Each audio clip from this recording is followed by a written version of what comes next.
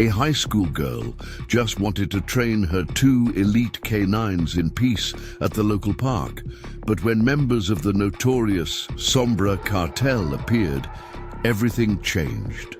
They wanted her dogs for their border operations at any cost, and when she refused, they didn't hesitate to use force.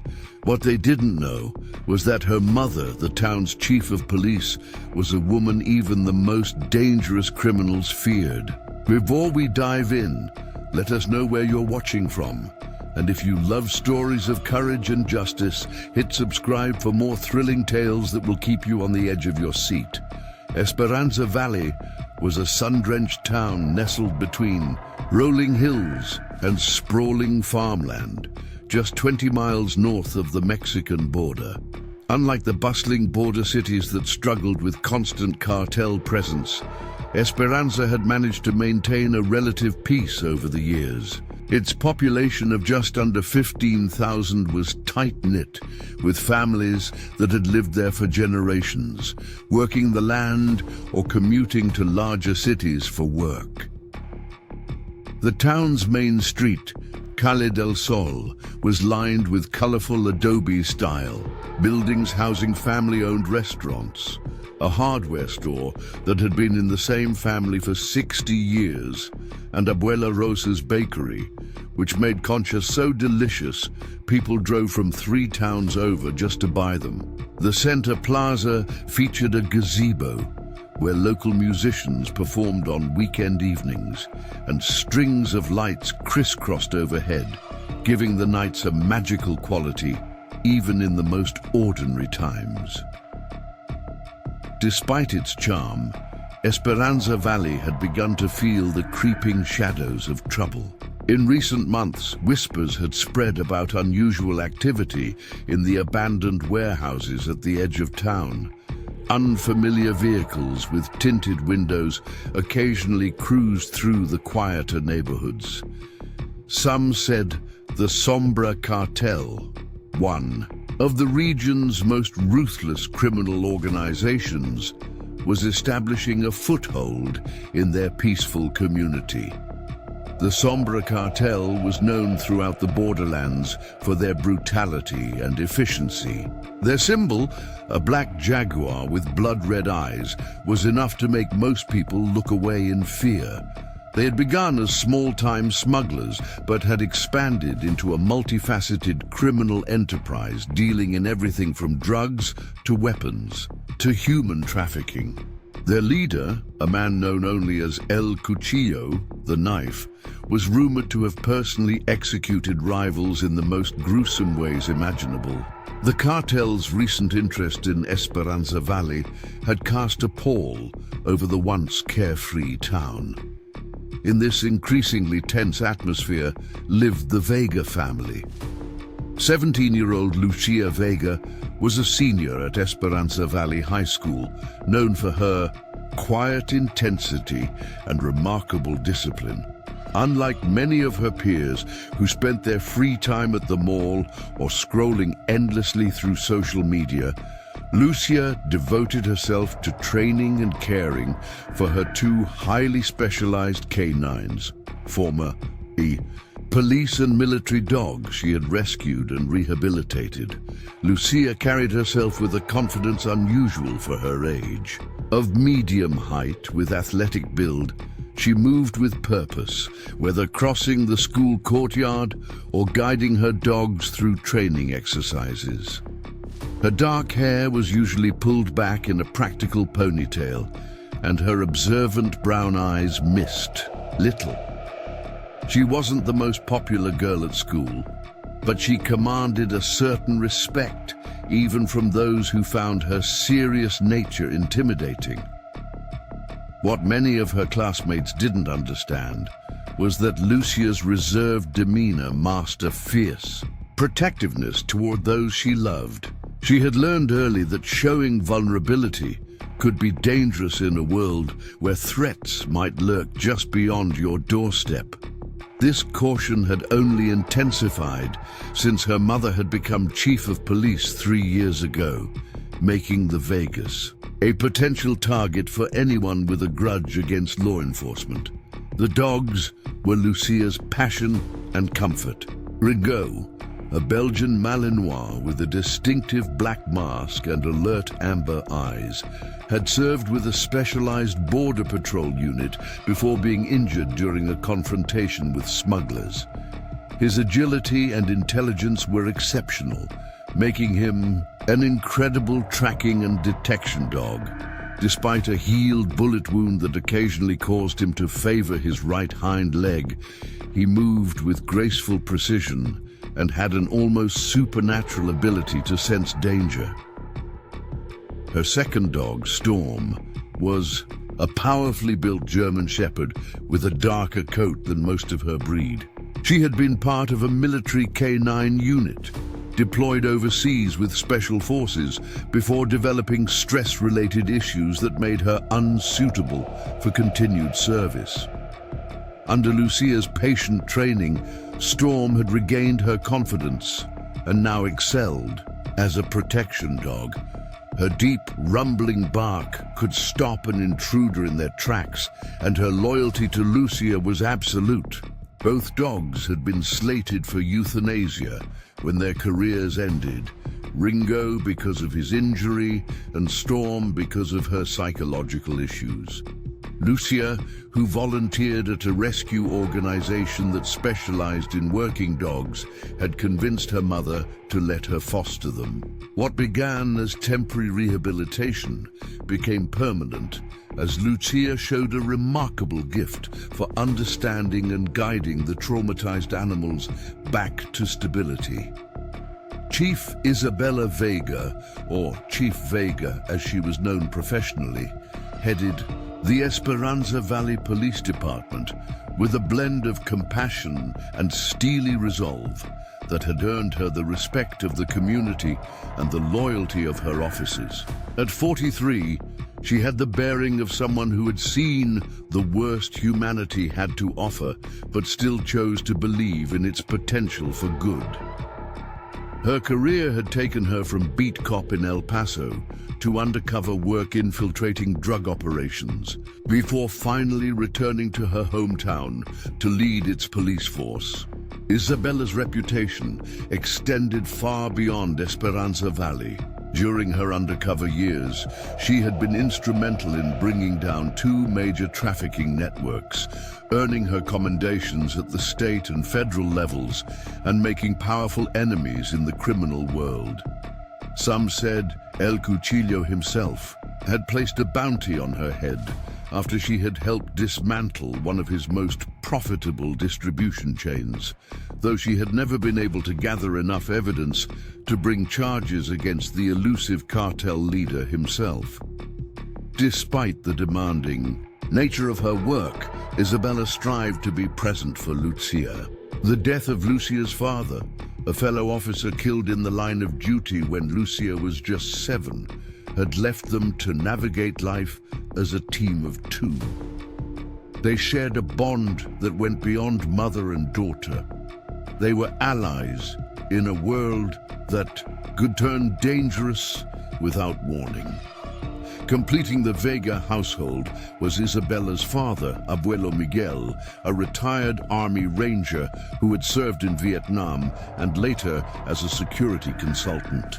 At 72, Miguel Vega still maintained the physical discipline of his military days, rising before dawn for his morning exercises and keeping his mind sharp with books on history and strategy. His weathered face usually wore a gentle expression, especially around Lucia, but those who knew him well recognized the vigilant alertness that never quite left his eyes. Miguel had been the one to teach Lucia self-defense from an early age, starting with simple techniques and gradually introducing more advanced skills as she grew. "The world isn't always kind to strong women," he would tell her, "but it learns to respect them." Under his guidance, Lucia had become proficient in several martial arts and basic firearms handling, skills her mother ensured she treated with appropriate gravity and responsibility. The family lived in a modest but well-maintained ranch house on 3 acres at the edge of town, where the property backed up to a nature preserve with hiking trails that wound through arroyos and stands of mesquite. The location gave Lucia ample space to train Ringo and Storm away from distractions, and the somewhat isolated setting provided additional security, something Isabella appreciated given her position. Their home wasn't fancy, but it was secure. Miguel had installed an advanced security system that would have seemed excessive to outsiders, but felt necessary to a family in law enforcement. The garage had been converted into a training facility for the dogs, with agility equipment, scent, detection stations, and protective gear for practice sessions. It was Lucia's sanctuary, a place where she felt most herself as she worked with her canine companions. Most days followed a familiar pattern. Lucia attended school, maintaining solid grades without much effort, then hurried home to work with the dogs. If Isabella was tied up at the station, Lucia would help her grandfather prepare dinner or handle chores around the property. Evenings often found the 3 of them gathered around the kitchen table, discussing their days or planning weekend projects. On Sundays, when Isabella's schedule allowed, they made a point of having a proper family dinner, sometimes inviting officers who had no local family to join them. Despite this semblance of normalcy, the Vega family remained alert to the undercurrents of danger that came with Isabella's position. Recently, those currents had grown stronger as reports of Sombra Cartel activity increased in neighboring counties. Isabella had been working longer hours, coordinating with federal agencies and neighboring jurisdictions. The lines around her eyes had deepened, and sometimes Lucia caught her staring out the window, hand unconsciously resting near her service weapon. Weapons cleaned and ready. He never said it outright, but Lucia knew he was preparing for trouble. Even the dogs seemed to sense the tension, Ringo becoming more vigilant during their walks, and Storm staying closer to Lucia than usual. During family dinners, conversations about the cartel's encroachment became more common. They're moving product through the old Carson property, Isabella would say, referring to an abandoned ranch at the county line. Or we found another stash house yesterday, just 5 miles from the high school.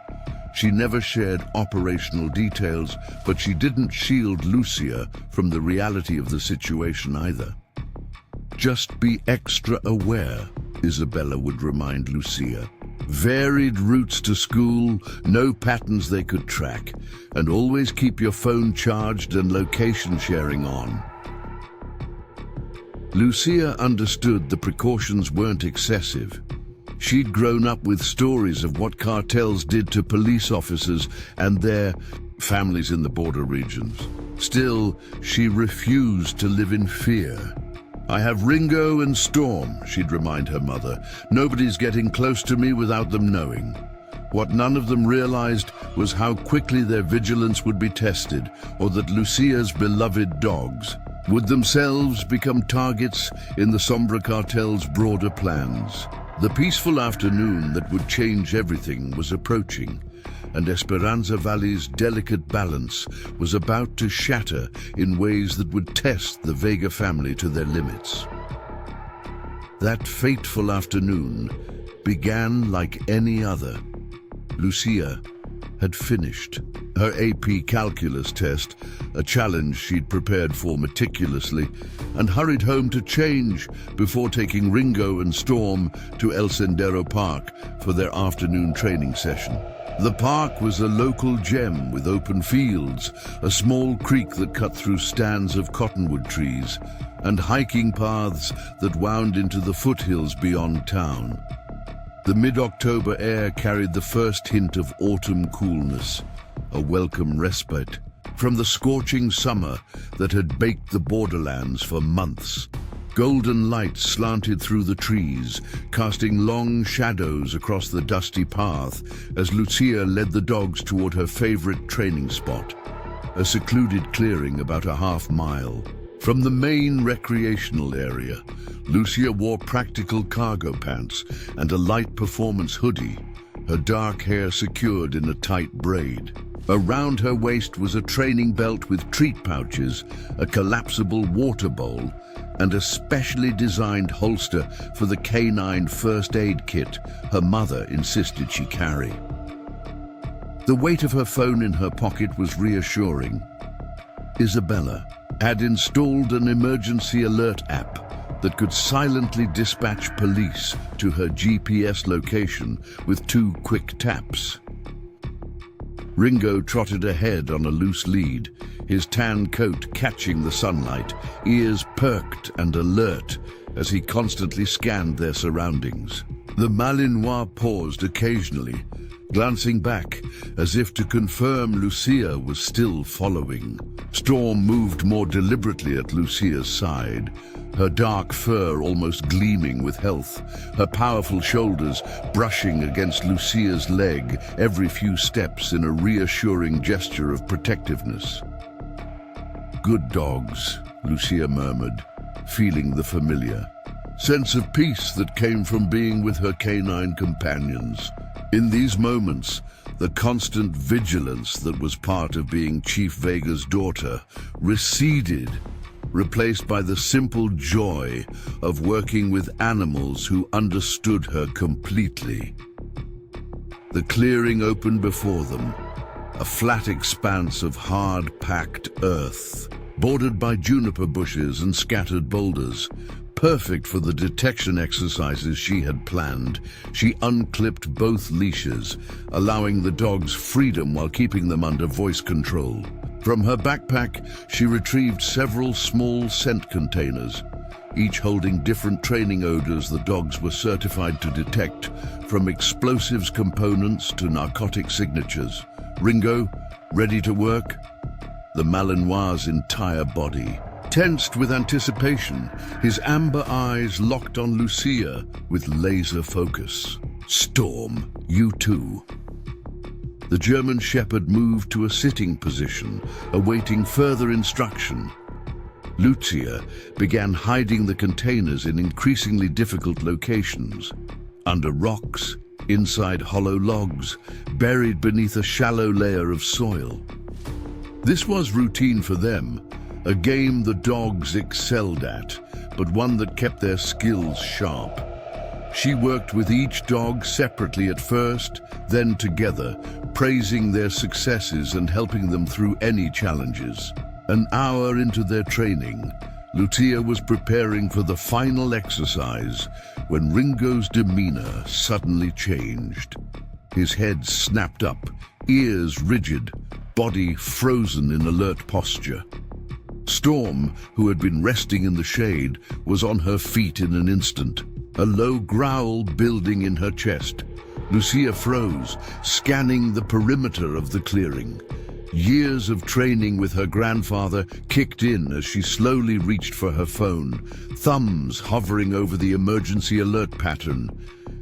"What is it?" she whispered to the dogs, trusting their senses more than her own. The answer came in the form of an engine's rumble, then another, growing louder. Not the usual recreational vehicles that occasionally passed on the main park road, but something heavier, more aggressive in its approach. Through the trees, she caught glimpses of dark SUVs moving along the service road that maintenance workers used, a road that was supposed to be gated and locked. Instinct told her to retreat immediately, to find cover and call for help. But before she could gather the training equipment, 3 black Escalades with heavily tinted windows emerged from the tree line, kicking up dust as they came to a stop in a semicircle formation that effectively blocked the main path back to the park entrance. Ringo and Storm positioned themselves in front of Lucia, their bodies tense, Storm's deep bark echoing across the clearing. Lucia placed one hand on each dog's back, a silent command to hold position but remain ready.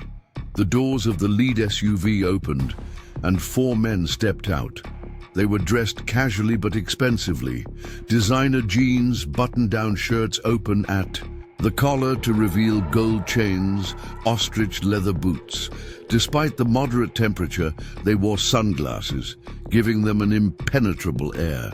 The man who emerged from the passenger side stood slightly ahead of the others, surveying the clearing with the confidence of someone used to being in charge. He was perhaps 40, with a carefully groomed beard and hair styled with expensive product. A jagged scar ran from the corner of his right eye down to his jaw, giving his otherwise handsome face a sinister asymmetry.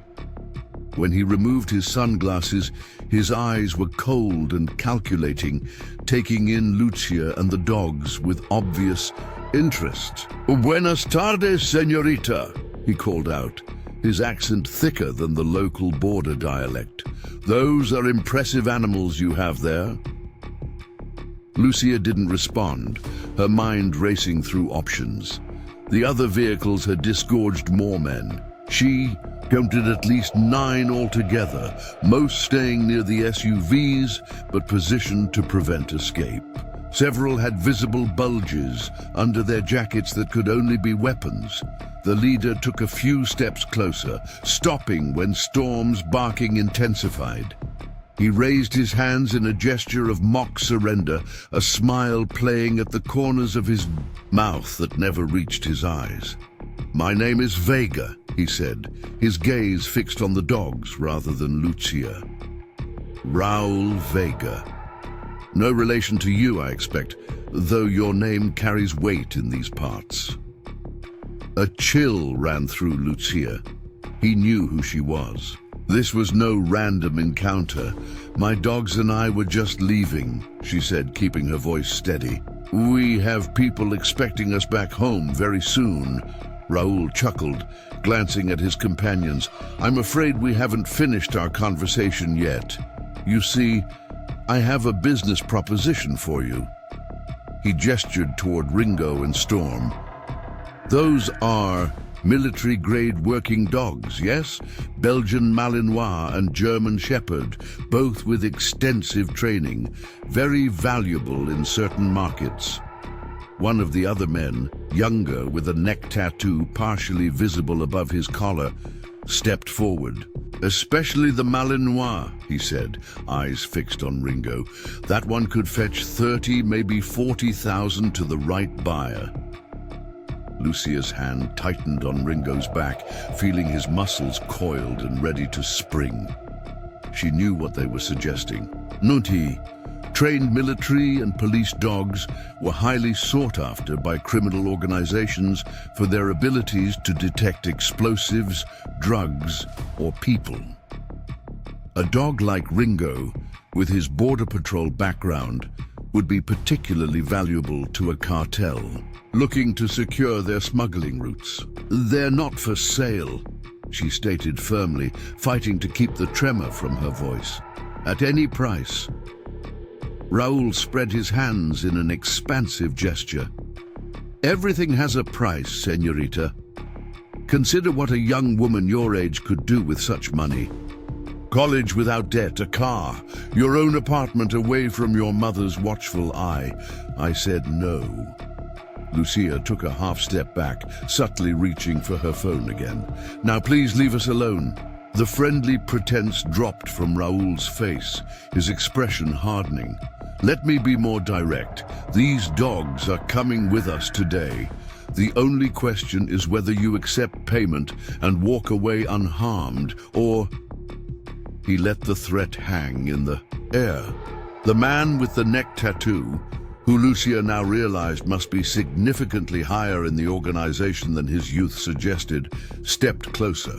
"You don't know who you're dealing with, girl. We're Sombra Cartel. We own this territory now." Sombra.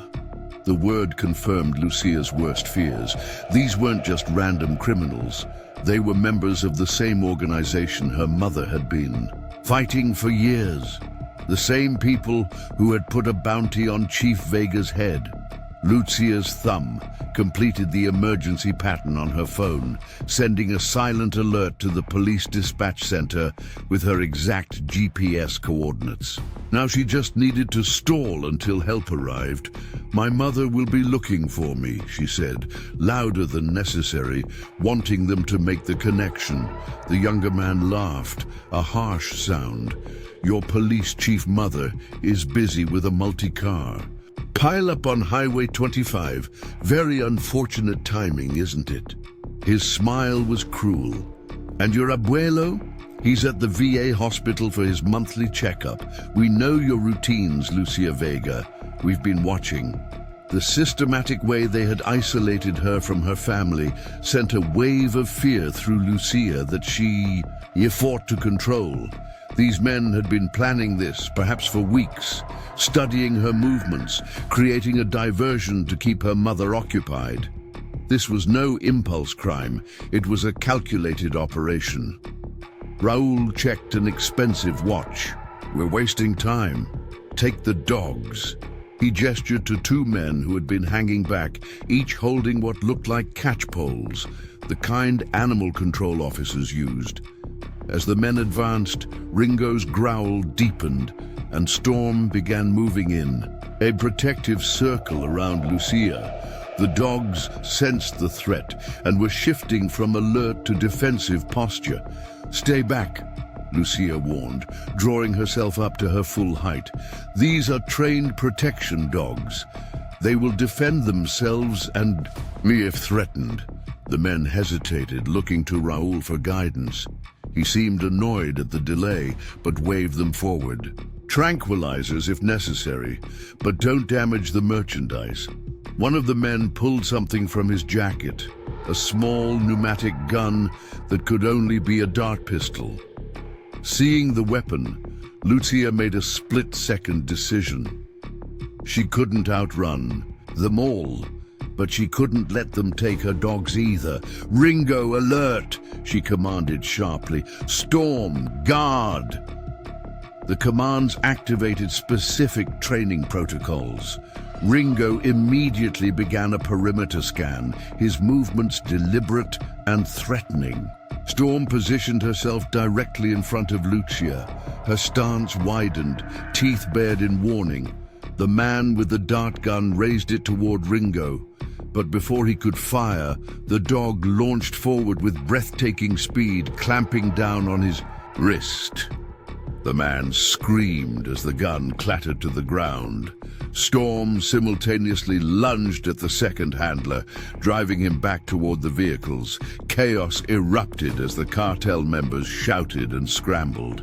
The man Ringo had bitten was on the ground, clutching his arm and howling in pain. Blood seeped between his fingers, where the dog's teeth had penetrated flesh and possibly bone. "Control your fucking dogs!" Raoul shouted, his composed facade cracking. As he reached under his jacket, "Ringo, return! Storm, back!" Lucia commanded, and instantly both dogs retreated to her side, still growling but once again under control. She knew from their training that the dogs would only provide a momentary advantage. If the cartel members drew guns, the situation would turn deadly in seconds. For a tense moment, no one moved. The injured man continued to moan on the ground, cursing in Spanish. Then Raoul's expression shifted, a calculating look replacing his anger. "You've got spirit, Lucia Vega," he said, straightening his jacket. "Just like your mother, but spirit won't protect you for long." He pointed at her, his voice dropping to a menacing growl. "We'll be seeing you again, very soon. And next time, we won't be so polite." The standoff was interrupted by the distant wail of sirens. Lucia's emergency alert had worked. Relief flooded through her, but it was tempered by the knowledge that help was still minutes away. Raoul heard the sirens too. "Time to go," he ordered, gesturing for his men to return to the vehicles. Two of them dragged their injured companion into the back of an SUV, leaving smears of blood on the dusty ground. Before getting back into his Escalade, Raoul turned to Lucia one last time. "Your mother can't protect you every minute of every day. We'll get what we want eventually. That's how Sombra operates." His smile was chilling. "Say hello to the chief for me." The engines roared to life, and the vehicles executed a swift three-point turn, kicking up clouds of dust as they accelerated back the way they had come. Within seconds, they had disappeared into the trees, leaving Lucia alone in the clearing with her dogs. Only when they were gone did she allow herself to sink to her knees, arms wrapped around both dogs, her body trembling with delayed shock and adrenaline. Ringo whined, softly licking her face, while Storm maintained her protective stance, still scanning the tree line as if expecting the threat to return. "Good dogs," Lucia whispered, her voice breaking. "Such good, brave dogs." The sirens grew louder, but Lucia knew this wasn't over. The Sombra Cartel had declared their interest in her dogs, and they rarely failed to acquire what they wanted. Worse, they had made it clear that they knew everything about her family's movements. Where her mother was, where her grandfather was, her own routines and training locations. As patrol cars began to appear on the service road, lights flashing, Lucia made a silent vow. She would protect Ringo and Storm at all costs. What she didn't yet understand was just how far she would have to go to keep that promise, or how deeply the Sombra Cartel's reach extended into Esperanza Valley. Lucia sat in the back of Officer Delgado's patrol car, a shock blanket wrapped around her shoulders despite the mild temperature. Ringo and Storm were secured in the K9 compartment, both still on high alert, their ears pricking at every sound.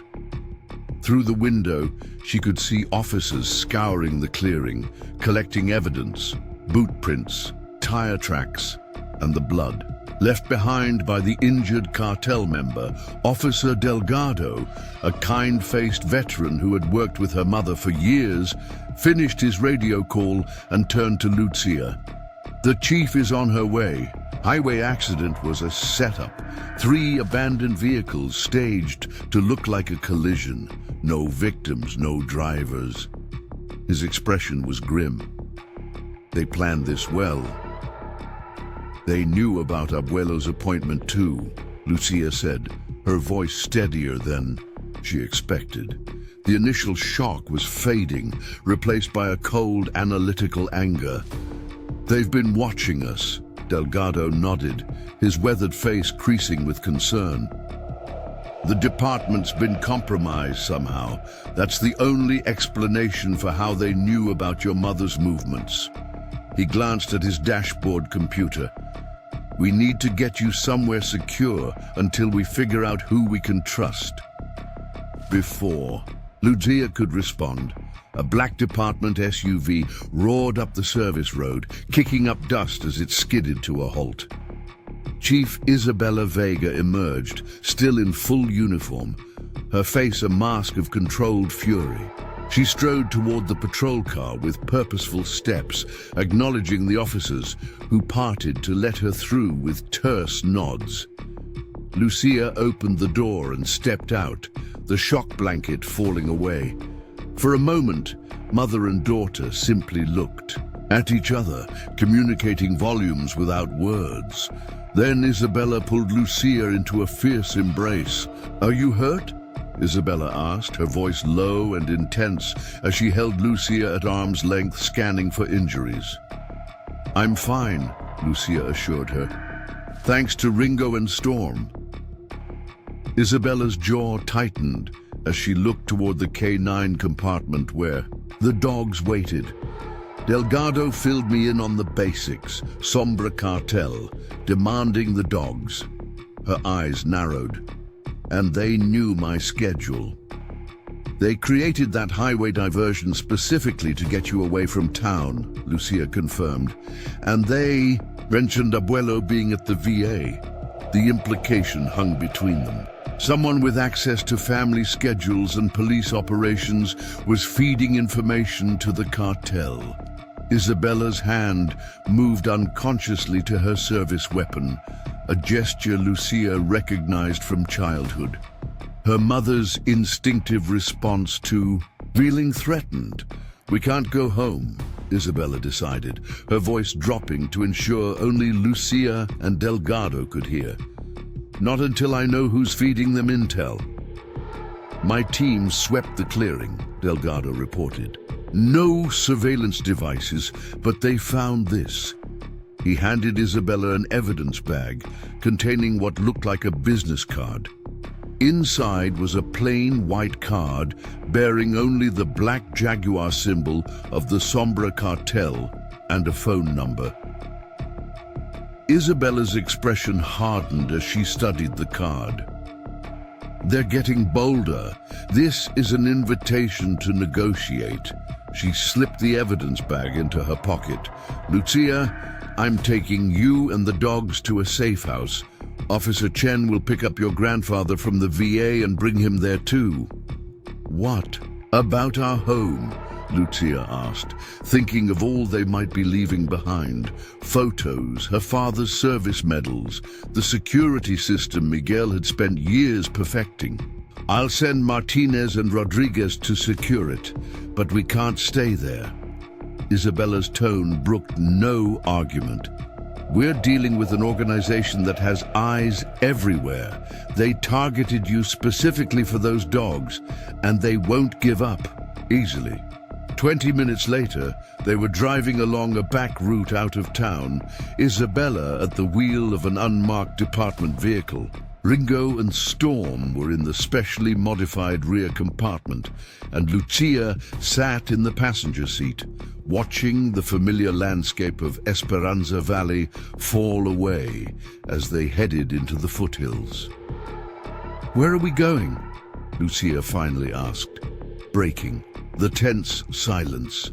"Somewhere off the grid," Isabella replied, checking the rearview mirror for the third time in as many minutes. "A property the department acquired through a drug seizure years ago. It's not in any official records. We use it for witness protection in sensitive cases."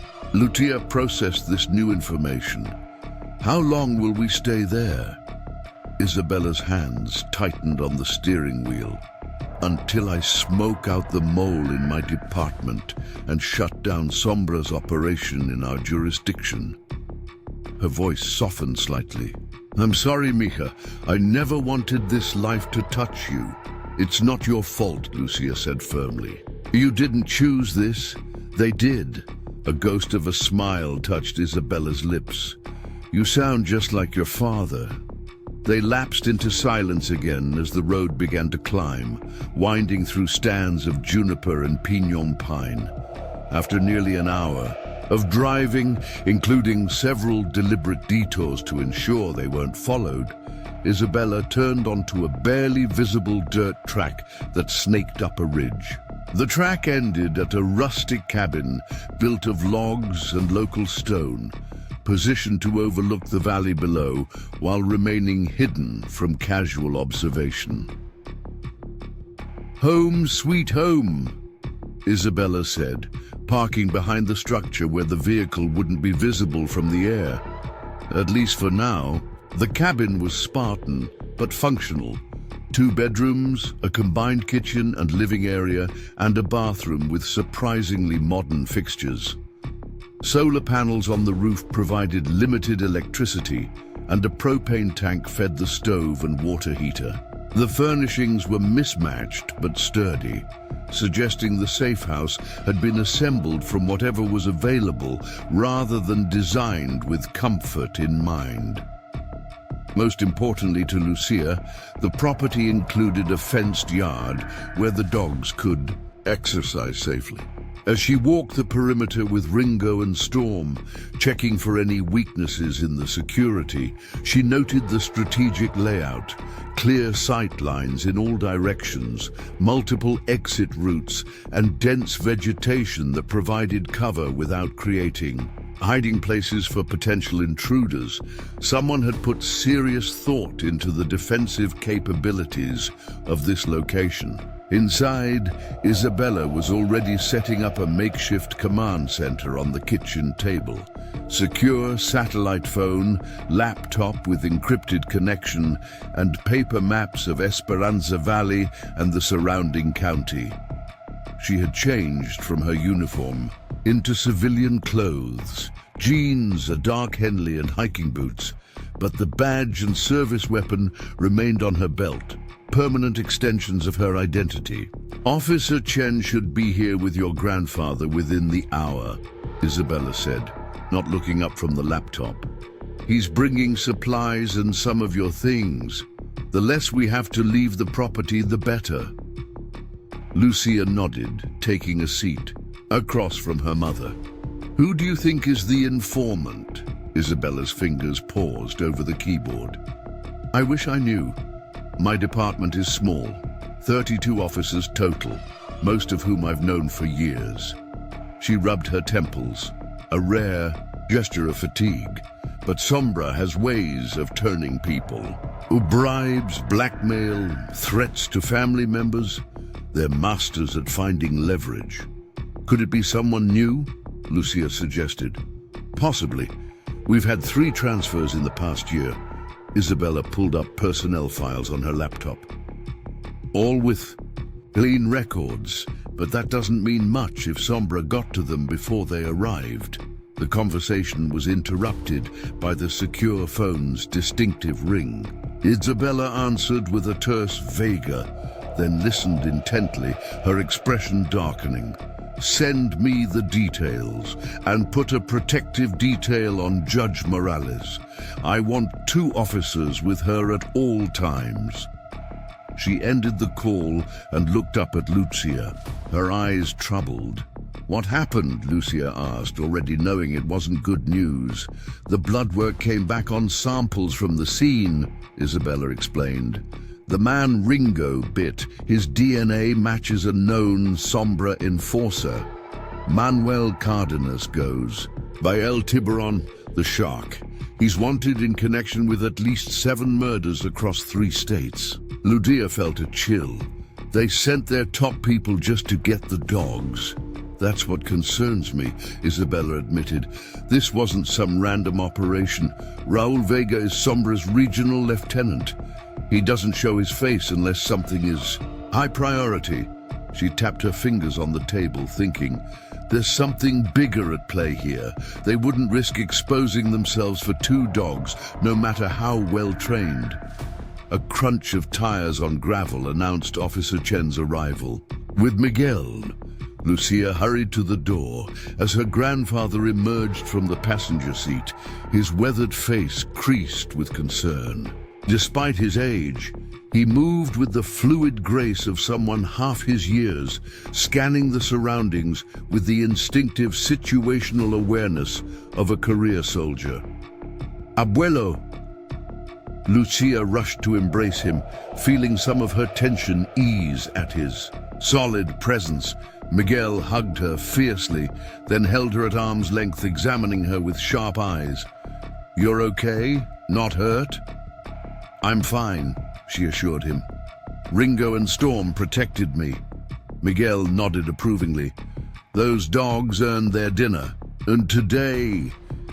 He turned to Isabella, who had joined them on the porch. Officer Chen filled me in. Sombra made a move in broad daylight. With advance intelligence on our movements, Isabella confirmed grimly. We have a leak. Miguel's expression hardened. Then we deal with it, just like the old days. Lucia caught the look that passed between her mother and grandfather, a shared history of vigilance and decisive action that predated her birth. There were aspects of their past that they rarely discussed, missions and operations that had shaped them in ways civilian life never could. As Officer Chen unloaded supplies and several duffel bags of clothing and personal items, Isabella briefed Miguel on the situation in low, urgent tones. Lucia didn't try to eavesdrop. Instead, she focused on settling the dogs, establishing a safe space for them with familiar blankets and toys Chen had thoughtfully brought from home. Later, as evening settled over the cabin and the first stars appeared in the darkening sky, the three generations of Vegas gathered around the kitchen table over a simple meal of canned stew and crackers. The mood was somber, each lost in their own thoughts about the day's events and what might come next. "They'll try again," Miguel finally said, breaking the silence. "Sombra doesn't retreat. They regroup and come back stronger." Isabella nodded, pushing her barely touched food away. "I know. That's why we need to go on the offensive. Find their local operation and shut it down before they can organize another attempt." "You're thinking raid?" Miguel asked. "Once I identify the leak and secure the department, yes." Isabella's voice was resolute. "But I need solid intelligence first. We can't afford to miss." Miguel turned to Lucia. "Tell me again exactly what this Raul said. Every detail matters."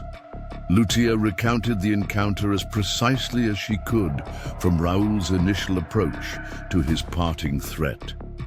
"He seemed to know everything about us, our routines, our schedules, and he was specifically interested in Ringo, mentioned his value. To the right buyer," Miguel's brow furrowed. "Military-trained detection dogs would be valuable to a cartel crossing product over the border. They could use them to sweep for tracking devices, check for surveillance equipment, even screen potential mules for GPS implants. But they could buy dogs on the black market," Isabella pointed out. "Why target specifically these two, with all the heat it would bring?"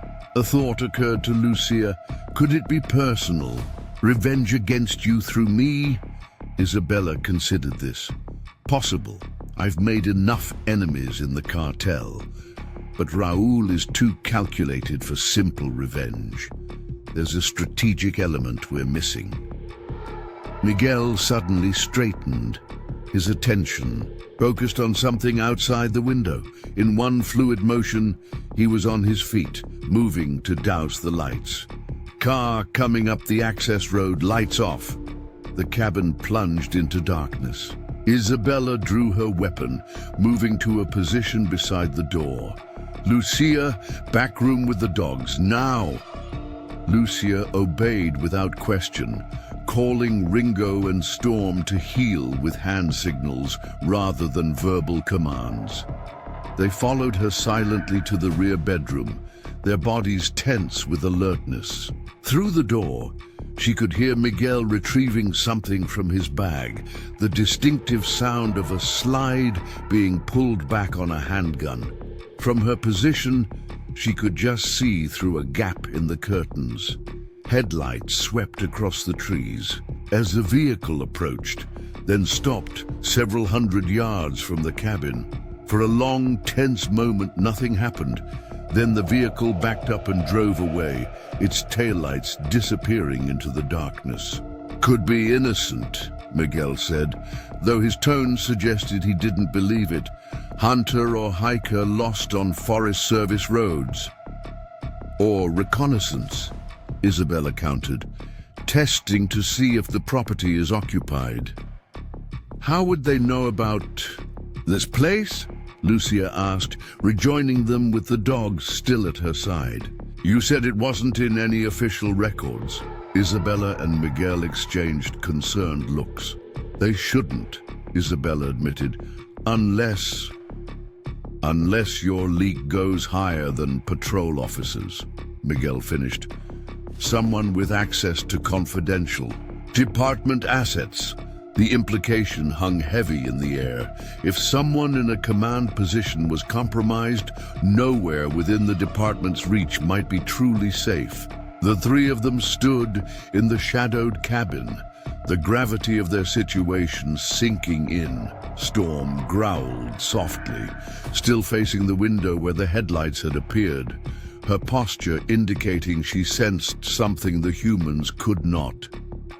Ringo, too, seemed unsettled, his ears constantly moving, tracking sounds from the surrounding forest.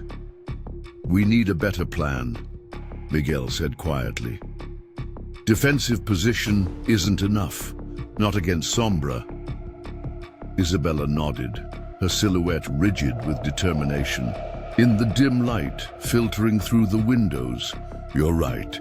Tomorrow we start planning our counterattack. I didn't spend 20 years in law enforcement to hide in a cabin while criminals terrorize my town and threaten my family." Lucia felt a strange calm settle over her. The initial fear was giving way to the determined focus her grandfather had instilled in her since childhood. "What do you need me to do?" In the darkness, she saw her mother's outline shift to face her. "I need you to keep yourself and the dogs safe. That's your only job right now." "With respect, Mom, that's not enough." Lucia's voice was quiet but firm. "I'm not a child anymore. They came after me. I deserve to help stop them." A lengthy silence followed, broken only by the soft sounds of the dogs breathing and the distant call of a night bird. Finally, Isabella sighed. "You're right. You're in this whether I want you to be or not." Her voice held both resignation and pride. Tomorrow we all planned together, as a family. As they moved around the cabin, securing windows and setting up a watch rotation for the night, Lucia felt the weight of what was coming. The Sombra Cartel had made a serious miscalculation in targeting her and her dogs. They had assumed that a 17-year-old girl would be an easy mark, that intimidation would be enough to make her surrender what she loved. The night deepened around the cabin, a blanket of darkness broken only by shafts of moonlight filtering through the pine branches. Lucia couldn't sleep. She lay on the narrow cot in the smaller bedroom, listening to Storm's steady breathing from her position at the foot of the bed. Ringo maintained his vigil by the window, his silhouette occasionally shifting as he tracked sounds from the forest. After the mysterious vehicle had departed, Isabella had instituted a formal watch rotation. Miguel took the first shift, positioned in the cabin's main room with a clear view of the approach road. Isabella would relieve him at 2, and they had reluctantly agreed Lucia would take the pre-dawn watch starting at 5. Now, checking her phone, Lucia saw it was just past midnight. She slipped from beneath the thin blanket, careful not to disturb Storm. The worn floorboards creaked slightly under her weight as she moved to the window beside Ringo. She stroked his ears gently, drawing comfort from his solid presence. "What do you hear, boy?" she whispered. The Malinois tilted his head, ears swiveling towards something beyond human perception. Outside, the forest was deceptively peaceful. Wind rustled through the pines, creating a soothing white noise that could easily mask the approach of an intruder. The moon cast silver-blue shadows across the clearing in front of the cabin, transforming the familiar landscape into something otherworldly. Lucia's thoughts turned to Raul Vega and his cartel soldiers. Were they still searching for them? Had they tracked them to this remote location? The questions circled in her mind, making sleep impossible. A soft tap at her door preceded Miguel's entrance. Her grandfather moved silently for a man his age, a remnant of skills honed during his military years. He joined her at the window, following her gaze into the darkness. can't sleep?" he asked, his voice barely audible. Lucia shook her head.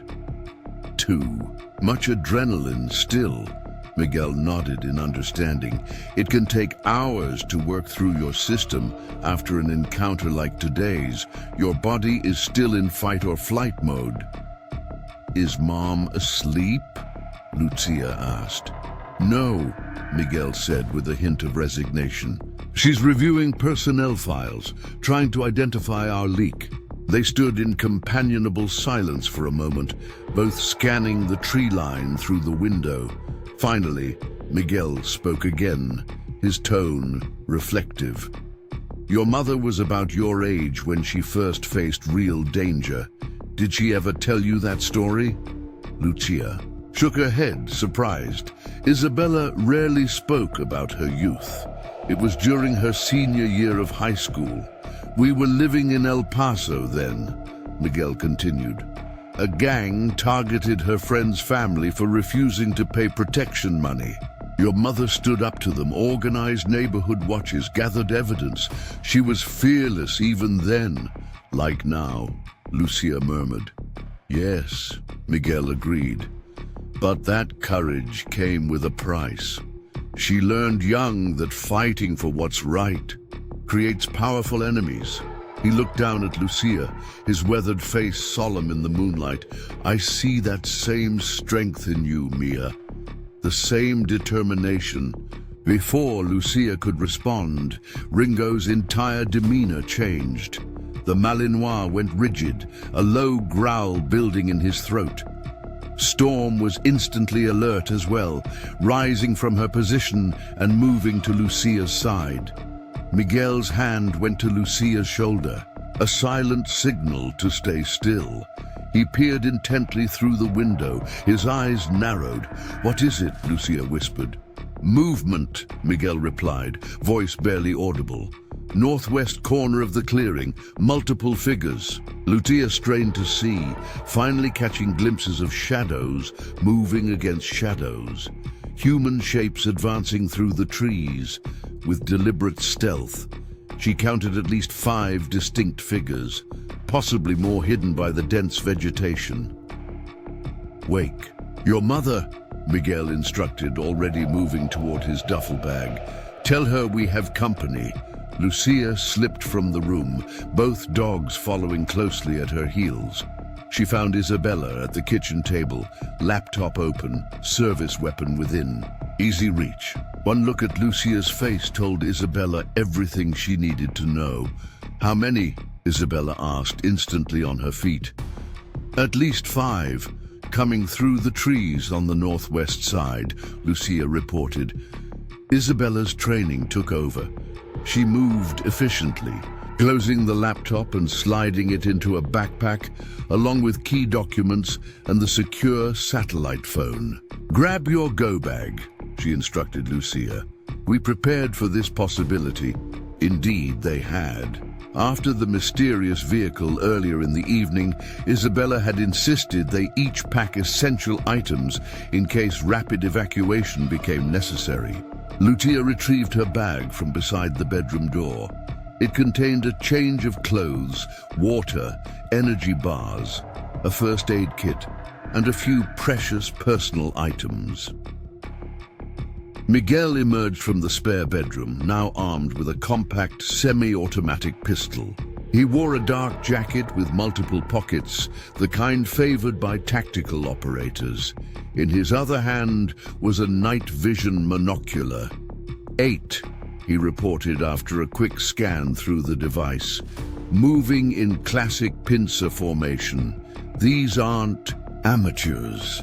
Isabella checked her service weapon and handed Lucia a smaller pistol from her ankle holster. "Remember your training. Safety on until you absolutely need it." Lucia accepted the weapon with steady hands.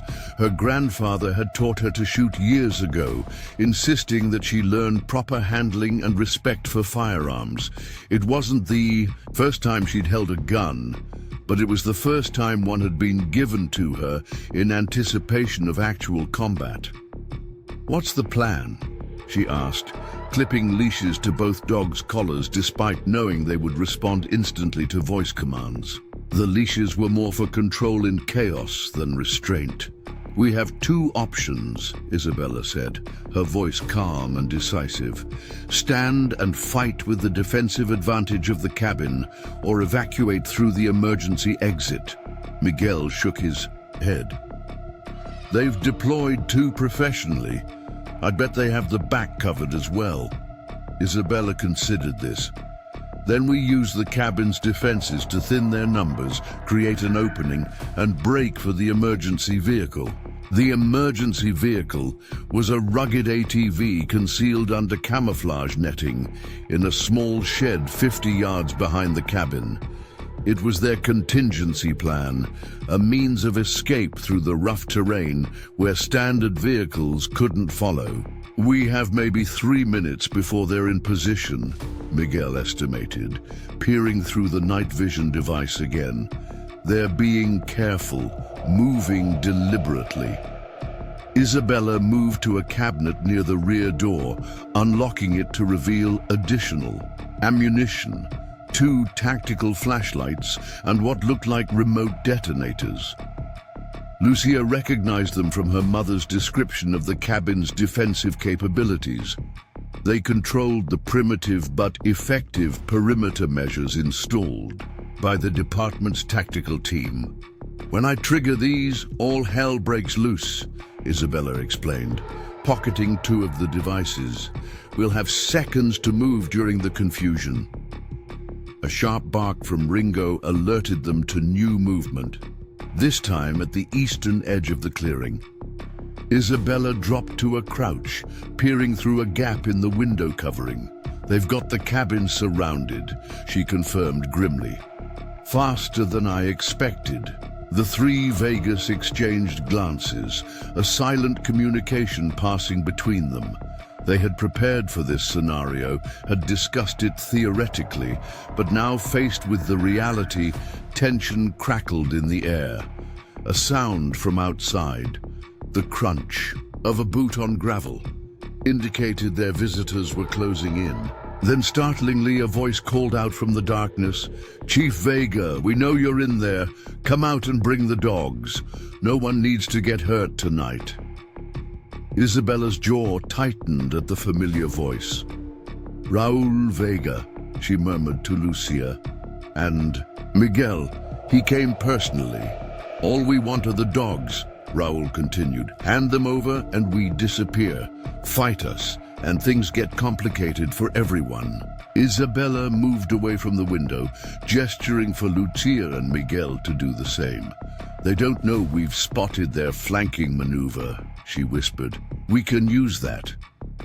"What do they know about the cabin's defenses?" Miguel asked. "Depends on how high their source is placed," Isabella replied.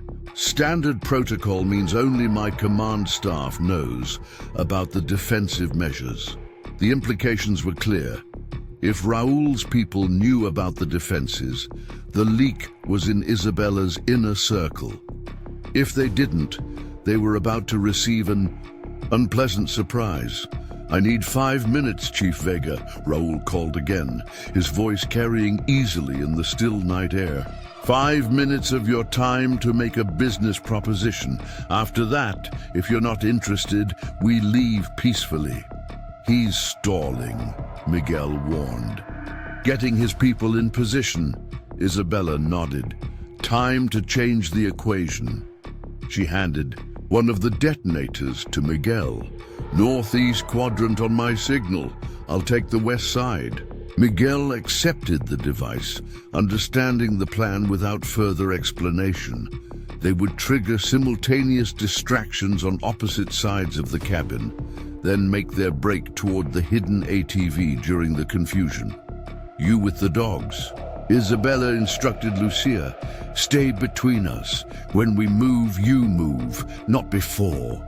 Lucia nodded, tightening her grip on the leashes. Both Ringo and Storm were fully alert, muscles tense, ready to spring into action. She could feel their controlled energy, their absolute focus. Isabella checked her watch, then the position of the intruders through a small gap in the curtains. When she turned back to Lucia and Miguel, her expression was determined. "On my count," she said. 3, 2, 1. She pressed the detonator in her hand. Miguel did the same with his. The effect was immediate and disorienting. Multiple flashbang devices concealed around the perimeter detonated simultaneously, their blinding light and deafening concussion designed to disorient anyone nearby. In the same instant, the cabin's external lights, hidden in the eaves and disguised as typical fixtures, blazed to life, illuminating the clearing and the forest edge with harsh, disorienting brightness. Through the window, Lucia glimpsed figures recoiling, hands instinctively, rising to shield eyes accustomed to darkness. Shouts of confusion and pain echoed through the night. "Now," Isabella commanded, flinging open the rear door. They moved as one unit, Isabella taking point, Lucia and the dogs in the middle, Miguel covering their rear.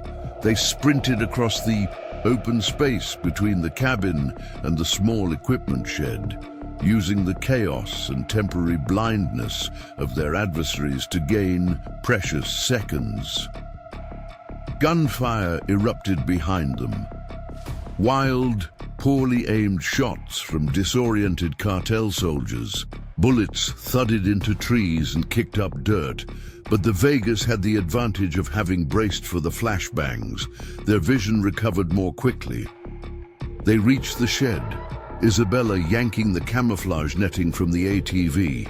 It was a military-grade vehicle, designed for silent running with a modified electric motor. Large enough for 3 passengers plus the dogs, with rugged tires capable of handling the roughest terrain. "Get in," Isabella ordered, taking the driver's position. Lucia climbed onto the rear platform, the dogs jumping up beside her. Miguel took the passenger seat, his weapon ready. The engine hummed to life with minimal noise, another tactical modification. Isabella engaged the drive, and the ATV surged forward, following a narrow trail that led deeper into the forest, away from the main access road. Behind them, the cartel members were regrouping. Lucia glanced back to see figures converging on the abandoned cabin, flashlight beams cutting through the darkness. Then came the growl of engines. The Sombra team had vehicles of their own. "They'll pursue," Miguel stated, checking the magazine. "In his weapon. Let them try," Isabella replied grimly, navigating the ATV through a particularly dense section of forest. "This route isn't on any map." The trail they followed was barely visible, more suggestion than path, winding through ravines and around massive boulders. Isabella drove with the confidence of someone who had memorized every turn, every obstacle. Lucia held tight to the rear bar with one hand, the other maintaining control of both dogs. Ringo and Storm balanced with surprising grace on the moving platform, their training evident in how they adjusted to the vehicle's movements. The sounds of pursuit grew fainter as they penetrated deeper into the wilderness. The ATV's near-silent operation gave them an additional advantage. Their hunters would struggle to track them by sound. After 20 minutes of hard driving, Isabella finally slowed the vehicle, bringing it to a stop in a small clearing ringed by dense underbrush. She cut the engine, and they listened intently to the night sounds around them. Nothing but the natural chorus of the forest, wind in the trees, the occasional call of a night bird, the distant yip of a coyote. No engines, no voices, no indication of pursuit. "I think we lost them," Isabella said, relief evident in her voice. "For now." "Where are we headed?" Lucia asked, stroking Ringo's neck to soothe him. Both dogs were still on high alert, sensing the tension in their human companions. "There's an old ranger station another 8 miles north," Isabella explained. "Abandoned after budget cuts 5 years ago. We can shelter there until morning, then reassess." Miguel checked his phone. "No signal out here. Good for security, bad.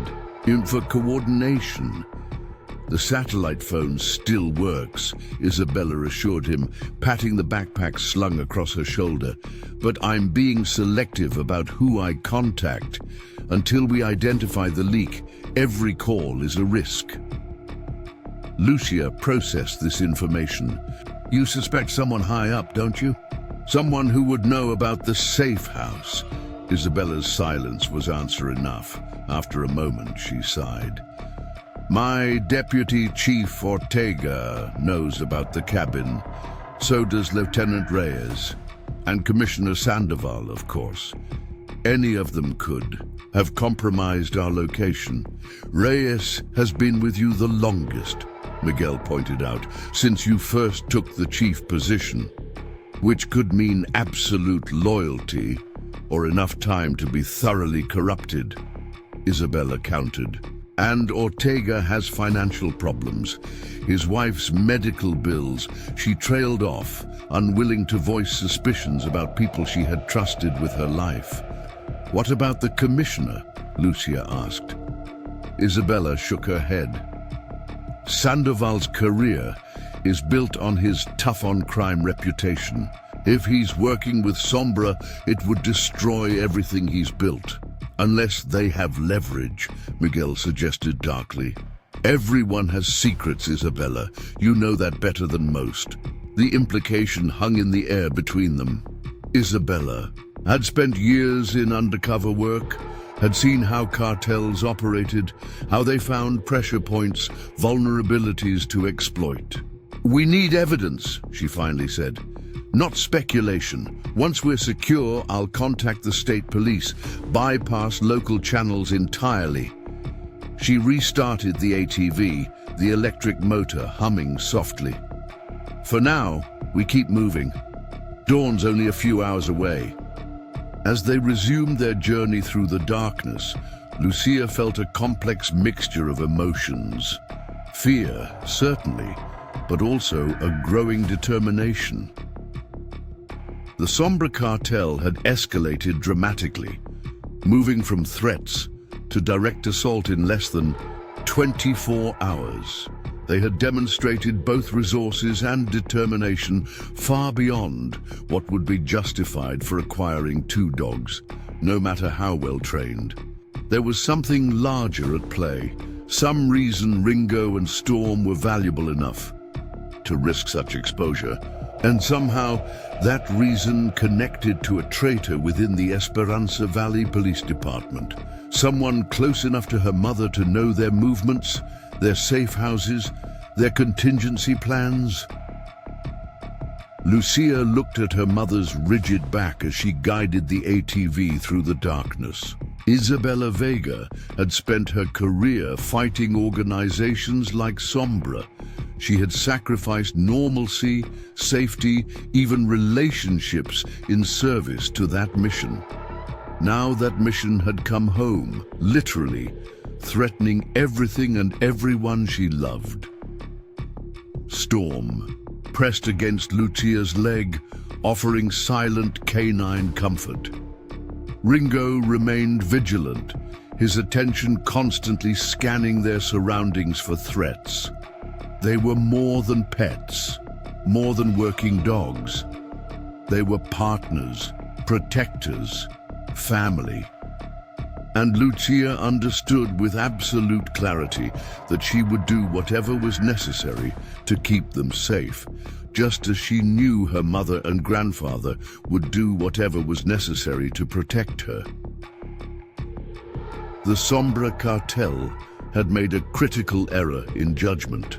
They had assumed that targeting the daughter of Esperanza Valley's chief of police would provide leverage. Instead, they had provoked the full wrath of 3 generations of warriors, people trained and tempered to face exactly this kind of threat. as the ATV carried them deeper into the wilderness, away from the familiar and toward uncertain sanctuary. Lucia made a silent vow. When this was over, when the dust settled, the Sombra Cartel would understand exactly what it meant to threaten a Vega, and they would regret it. Dawn painted the eastern sky in pale hues when the Vegas finally reached the abandoned ranger station. The structure stood in a small clearing, its weathered, clapboard exterior mottled with lichen and water stains. The metal roof had rusted too, a deep orange-brown, camouflaging it against the autumn foliage surrounding the site. Isabella brought the ATV to a stop beneath a stand of ponderosa pines, out of sight from any aerial surveillance. She killed the engine, and they listened for several minutes, making sure they hadn't been followed. Only forest sounds greeted them, the chattering of squirrels, wind rustling through pine needles, and the distant cry of a hawk. "Wait here," Miguel instructed, drawing his weapon. "Let me clear it first." He approached the station with the practiced caution of a seasoned operator, moving from cover to cover despite the apparent isolation of the location. Lucia and Isabella watched as he circled the building, checking windows and potential entry points before carefully testing the front door. Finding it locked, he retrieved a small case from his pocket and made quick work of the simple padlock. Miguel disappeared inside for several tense minutes before emerging on the small porch, holstering his weapon. "Clear," he called. No signs of recent entry. Lucia helped the dogs down from the ATV, their legs stiff after the long, bumpy ride. Ringo immediately began a perimeter check of his own, nose to the ground, circling the clearing in widening arcs. Storm stayed closer, maintaining her protective stance near Lucia. The interior of the ranger station was Spartan but functional. A main room contained a desk, several filing cabinets, and a small table with chairs. A wood stove sat against one wall, cold and empty. A rear door led to a basic kitchenette and washroom. Dust covered every surface, undisturbed except for the tracks of mice and other small creatures that had claimed the abandoned building as their own. "Not exactly five-star accommodations," Isabella commented, setting her backpack on the table, "but it should be secure for now." Miguel moved to the windows, checking the views and sightlines. Good defensive position, single access road, clear, fields of fire. His military training was evident in how he assessed the location. "We should be able to see anyone approaching from at least half a mile out." Lucia unclipped the dogs' leashes, letting them explore the new environment. Ringo sniffed methodically along the baseboards, while Storm stationed herself near the front window, a self-appointed sentry. "So what's our next move?" Lucia asked, brushing dust from one of the wooden chairs before sitting down. Isabella retrieved the satellite phone from her backpack. "First, I need to make a secure call to someone I know isn't compromised." She hesitated, then looked directly at Lucia. "I think it's time we brought in Captain Elena Diaz from the state police. She and I worked together on a joint task force years ago. If anyone can help us identify our department leak, it's her." Miguel nodded in agreement. "Diaz is solid. I remember her from that cartel interdiction operation in 15. Isabella stepped outside to make the call, leaving Lucia and Miguel to continue securing the station. He set about checking water and power. Both had been shut off years ago, but the station had a generator and a rainwater collection system that could be reactivated if necessary. Lucia found an old map of the region pinned to a corkboard. Studying it, she realized they were now nearly 30 miles from Esperanza Valley, deep in the national forest that spanned the mountainous border region. The isolation that had made this station inconvenient for regular use now served as their protection. When Isabella returned, her expression was grim but determined. Diaz is mobilizing a trusted team. They'll be here by nightfall. She sat heavily in one of the chairs, the weight of leadership visible in her posture. In the meantime, she's running background checks on my command staff, looking for any red flags we might have missed. "What did you tell her about the dogs?" Lucia asked. A strange look crossed Isabella's face, part realization, part concern. "That's what's bothering me. When I explained how fixated the cartel is on acquiring Ringo, and Storm, she wasn't surprised." Isabella leaned forward, lowering her voice. "Diaz says there's been chatter across agencies about cartels specifically targeting former military and police K9s. This isn't just happening here." Miguel's brow furrowed. "For what purpose?"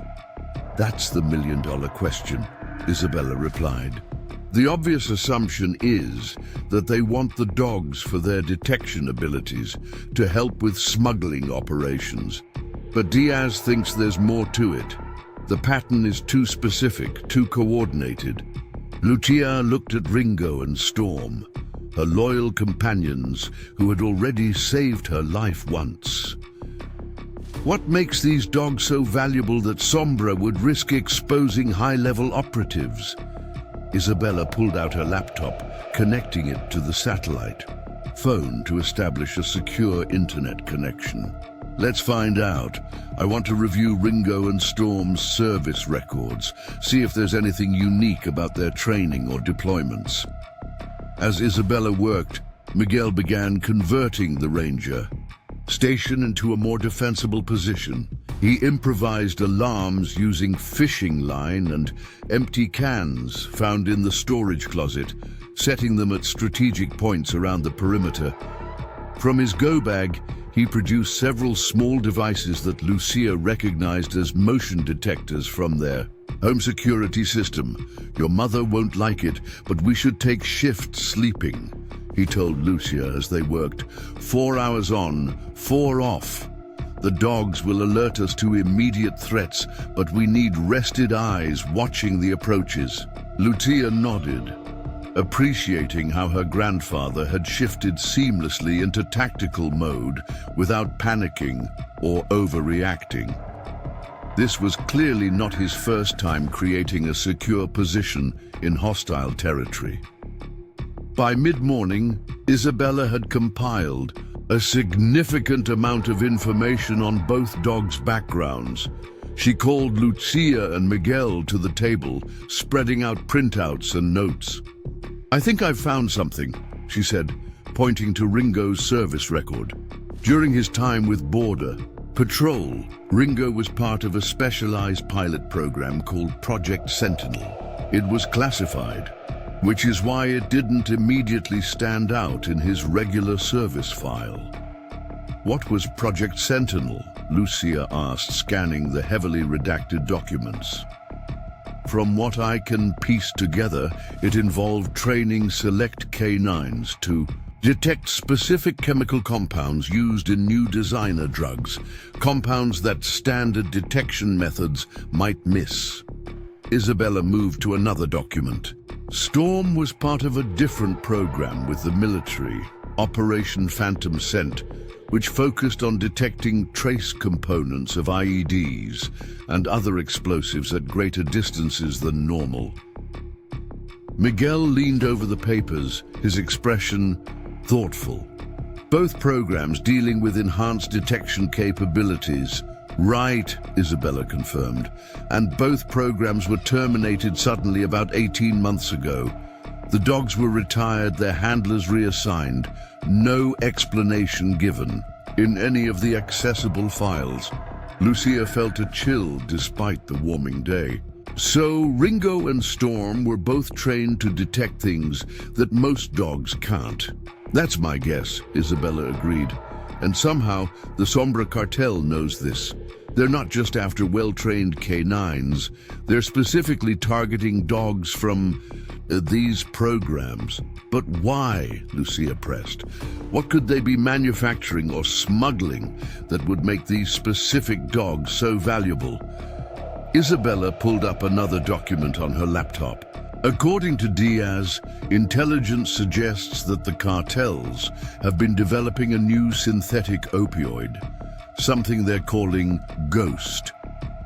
It's supposedly undetectable by standard methods, extremely potent, and doesn't trigger typical overdose responses, making deaths look like heart failures or strokes, making it perfect for assassination as well as street distribution, Miguel observed grimly.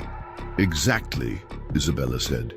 If Ringo and Storm were trained to detect precursor chemicals for similar compounds, then they could identify Ghost when other detection methods fail, Lucia finished the thought.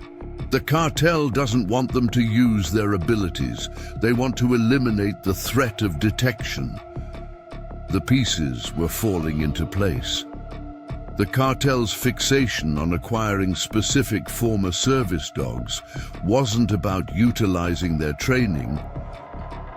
It was about removing potential obstacles to their new drug operation. There's something else, Isabella added, pulling up an email from Captain Diaz. 4 other dogs from these programs have disappeared in the last 6 months. 2 in Arizona, 1 in New Mexico, and 1 in Texas.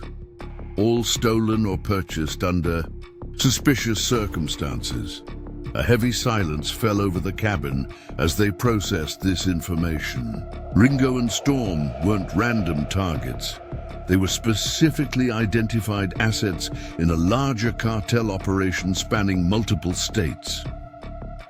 The satellite phone buzzed, breaking the tension. Isabella answered, listening intently before responding. With terse acknowledgements, when she ended the call, her expression was even darker than before. That was Diaz. They've identified our leak. She took a deep breath. It's Commissioner Sandoval, Lucia gasped. The county commissioner who over-supported law enforcement so vocally, who had championed Isabella's appointment as chief. He was working with the cartel. How? She asked. Why? His son, Isabella explained.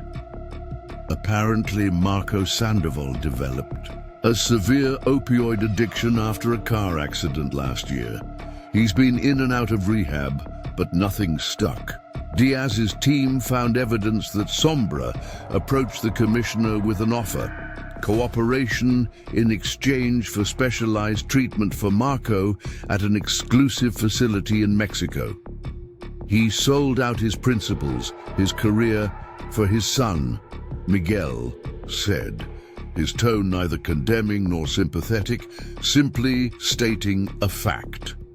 It gets worse, Isabella continued. Sandoval didn't just feed them information about police operations.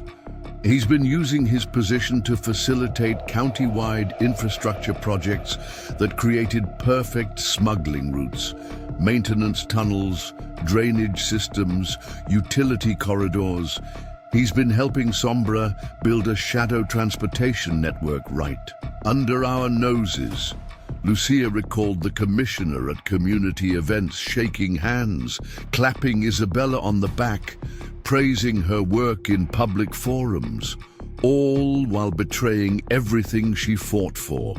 The duplicity was staggering. Does Diaz have enough evidence to move against him? Miguel asked. Isabella nodded.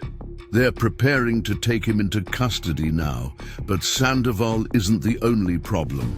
Based on financial records, they believe Deputy Chief Ortega is involved too, though possibly under duress rather than willingly. Diaz is handling that arrest personally, so once they're in custody, we can go home, Lucia asked hopefully. Isabella's expression provided the answer before she spoke. No, mija. Removing Sandoval and Ortega is just the beginning. The broader threat remains. Sombra knows about you and the dogs.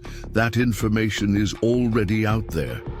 And they still need to eliminate the threat Ringo and Storm represent to their ghost operation.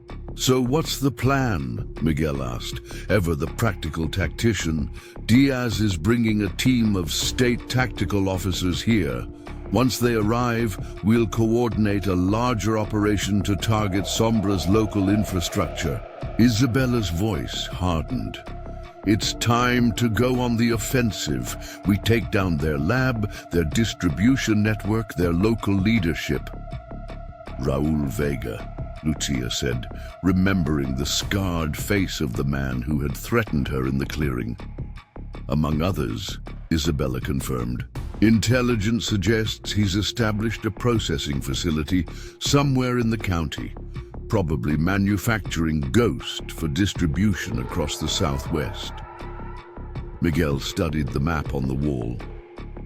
If I were setting up such an operation, I'd want isolation, access to water, and multiple escape routes. He traced a finger along the contours. The old mining complex in the western foothills would be ideal. Abandoned infrastructure, private access road, and the river provides both water for processing and a transportation corridor. Isabella compared his assessment with data on her laptop. That fits with some of the anomalies we've been tracking. Unusual water usage patterns, vehicles moving at odd hours, electrical consumption spikes. She nodded slowly. I think you're right, Dad. The satellite phone buzzed again, another update from Diaz. This one prompted Isabella to grab her weapon and move immediately to the window. What is it? Lucia asked, alarmed by her mother's sudden tension. Sandoval figured out he was under surveillance, Isabella reported grimly. He's gone dark. Missed a scheduled county meeting and isn't at home or his office. Diaz thinks he might have been tipped off. He could be on his way to warn Raul, Miguel suggested, joining Isabella at the window. The implications hung heavily in the air. If Sandoval had alerted Sombra to the impending law enforcement operation, the cartel would go to ground, destroying evidence and possibly accelerating any plans involving Ringo and Storm. Diaz is expediting the tactical team, Isabella said, checking her weapon. But they're still at least 3 hours out. Miguel's expression grew resolute. We need to assume our location is compromised. Sandoval knew about this station, correct? Isabella nodded. He approved the budget for maintaining it as an emergency backup facility. Then we should prepare for company, Miguel stated flatly. They'll come in force this time. Isabella made a quick decision. We'll evacuate before they can mobilize. There's an old fire lookout tower about 5 miles further into the mountains. It's not on any current maps, decommissioned in the 90s. We can hold there until Diaz arrives. Lucia felt a surge of frustration. We can't just keep running. At some point we need to stand and fight. And we will, Isabella assured her. But on our terms, not theirs. Right now our job is to keep you and the dogs safe until we have proper backup. She checked her watch. We leave in 10 minutes. Pack only what you need. As they hastily gathered supplies, Lucia noticed Ringo's posture change. The Malinois had been resting near the door, but now he stood alert, ears forward, nose working the air currents coming through the partially open window. Mom, she called softly. Ringo senses something. Isabella and Miguel immediately ceased. Their preparations, moving to defensive positions. Storm joined Ringo at the window, her hackles raised, a low growl building in her throat. How far out do you think? Isabella whispered to Miguel. He studied the dog's behavior. Not immediate, maybe a mile or two.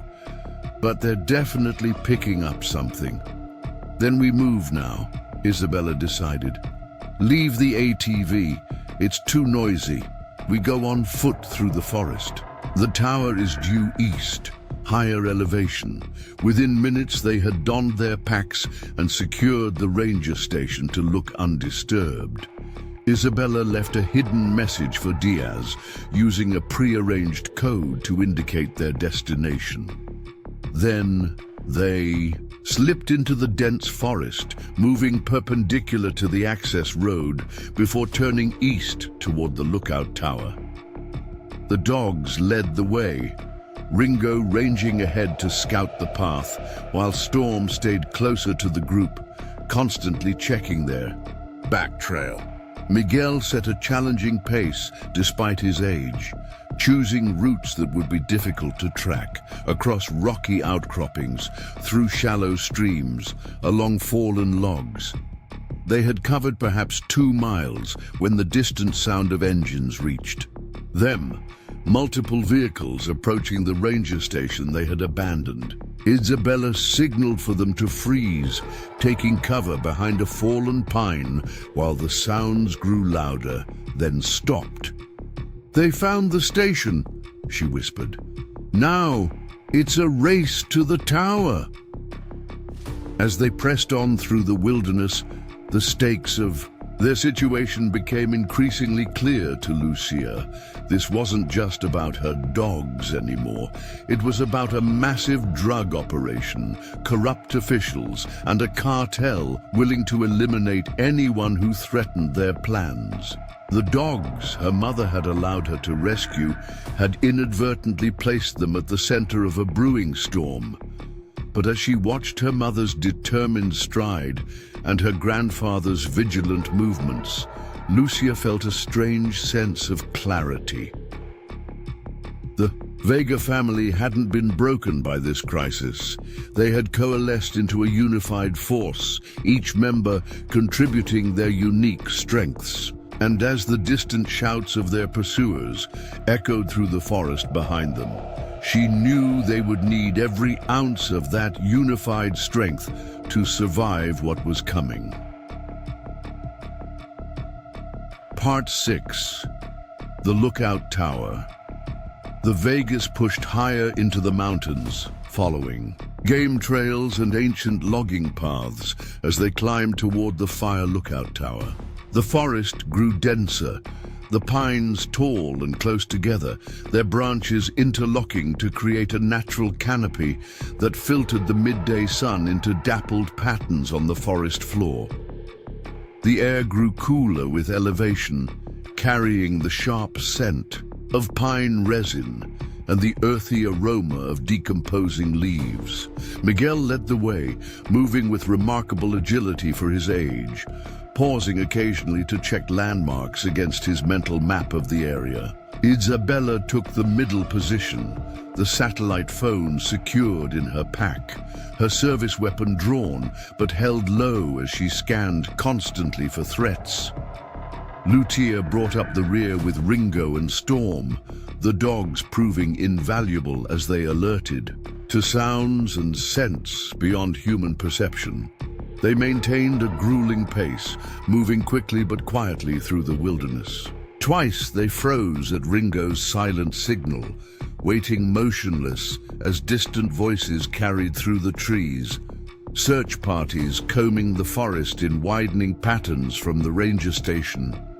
Each time, the voices faded as the searchers moved in the wrong direction, giving the Vegas precious time to continue their ascent. After nearly 3 hours of steady climbing, the trees began to thin, revealing glimpses of rocky outcroppings and steep slopes. The air grew noticeably thinner, making their lungs work harder, their breaths forming small clouds in the increasingly chilly atmosphere. "There," Miguel finally whispered, pointing through a gap in the trees. The fire lookout tower stood on a rocky prominence about half a mile ahead, its weathered structure silhouetted against the blue sky. Built in the classic Forest Service style of the 1930s, It consisted of a small cabin perched atop a steel framework that raised it above the surrounding trees. A narrow catwalk encircled the cabin, providing 360-degree views of the mountainous terrain that stretched in every direction. No signs of activity, Isabella observed, studying the tower through compact binoculars. It looks untouched. Those stairs won't be easy for the dogs, Lucia noted, eyeing the steep metal staircase that zigzagged up to the cabin. Especially if they're tired or injured. Miguel nodded in agreement. We'll need to help them. The good news is, once we're up there, those stairs become a defensive advantage.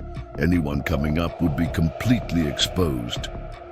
They approached cautiously, moving from cover to cover, taking time to observe the tower and surrounding area for any signs of human presence. Finding none, they made a final dash across the open ground to the base of the structure. The metal framework had weathered countless seasons, rust forming in patches on the support beams, but the basic structure remained sound. The stairs creaked under their weight as they climbed, Lucia helping first Storm and then Ringo navigate the open metal treads that were designed for human feet, not canine paws. The cabin at the top was small, but surprisingly intact. Dust covered every surface, and a family of mice had clearly made a home in one corner, but the windows were unbroken, the door still sealed against the elements. Miguel produced a small pry bar from his pack and carefully worked open the padlock that secured the entrance. Inside, the space was simple and utilitarian. A desk dominated the center, surrounded by windows on all sides, to provide the lookout with unobstructed views in every direction.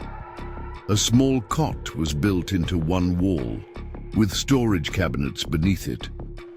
A rudimentary kitchenette occupied another corner, consisting of a propane stove, a sink with a hand pump for water from a rain collection system, and a few shelves for supplies.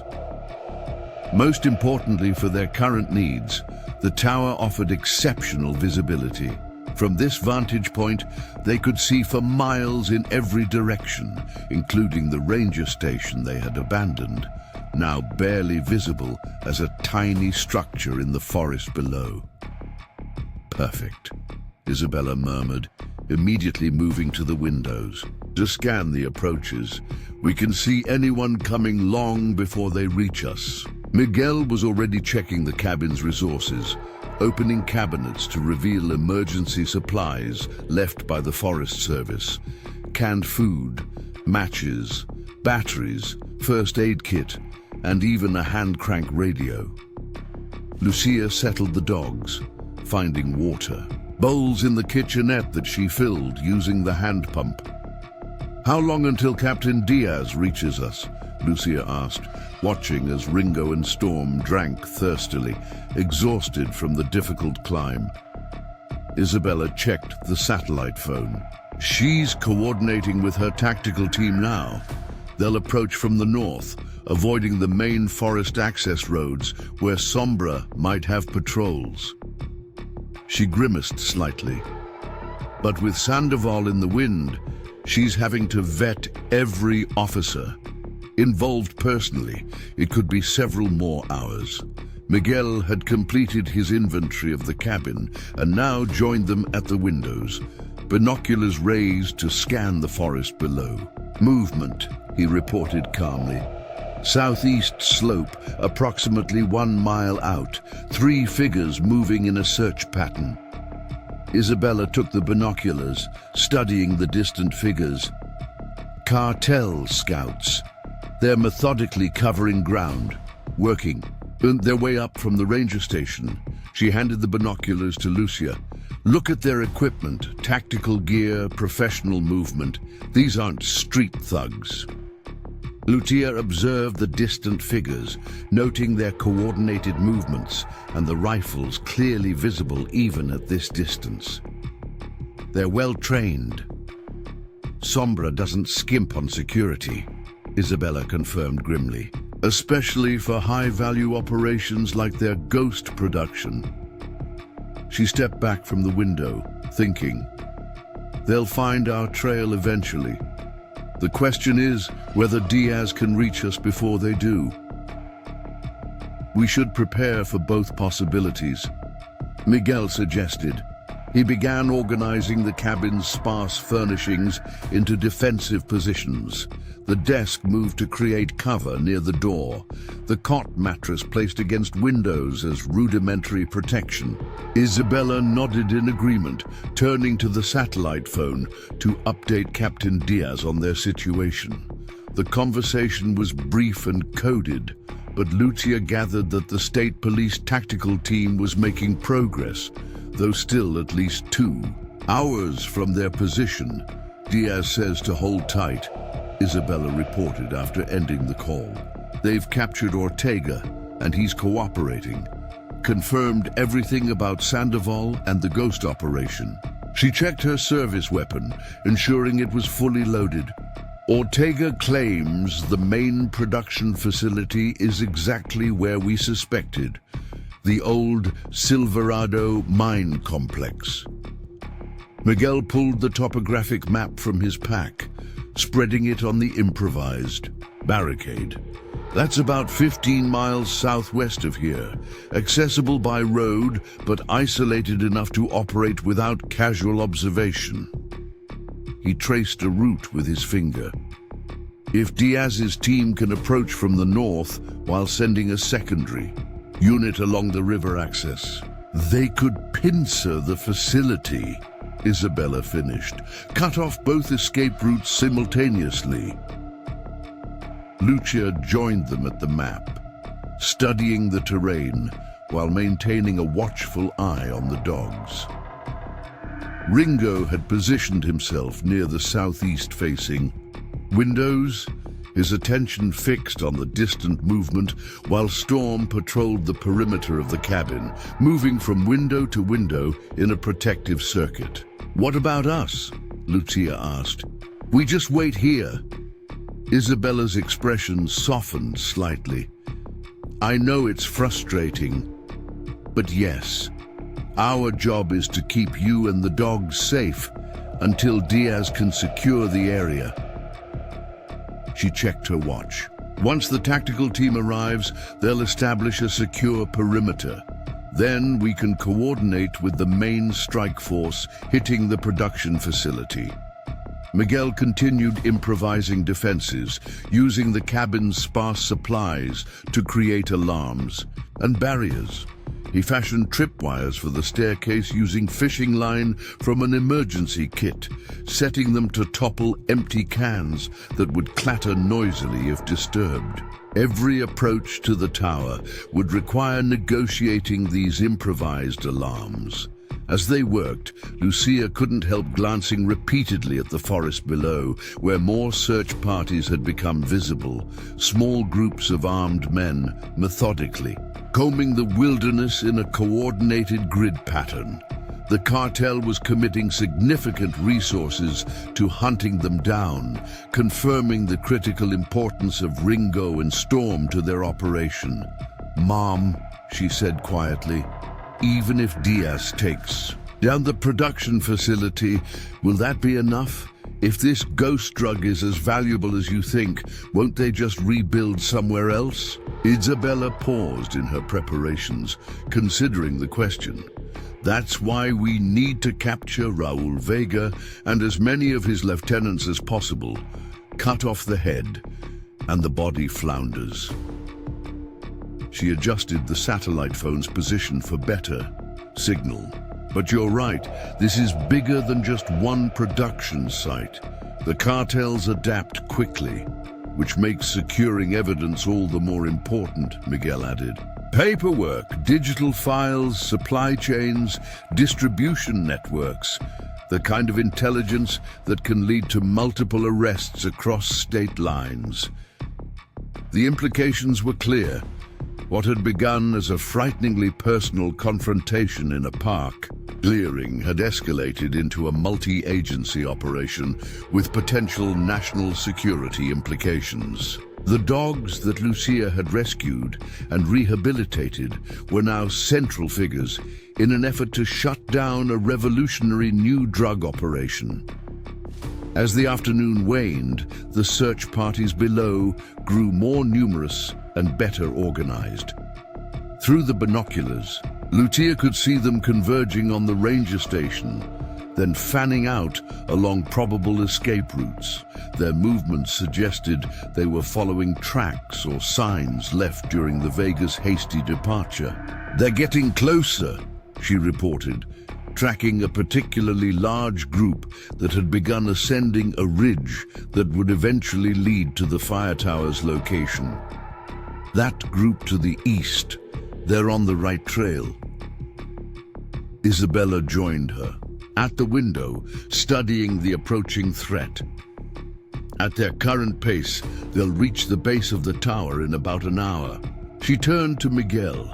"We need to slow them down, buy more time for Diaz to reach us." Miguel nodded, already considering options. "We could trigger a controlled fire. Nothing major, just enough smoke to obscure the approaches and create confusion." He gestured to a cabinet where emergency flares were stored. Forest Service procedure would be to avoid the smoke, circle wide.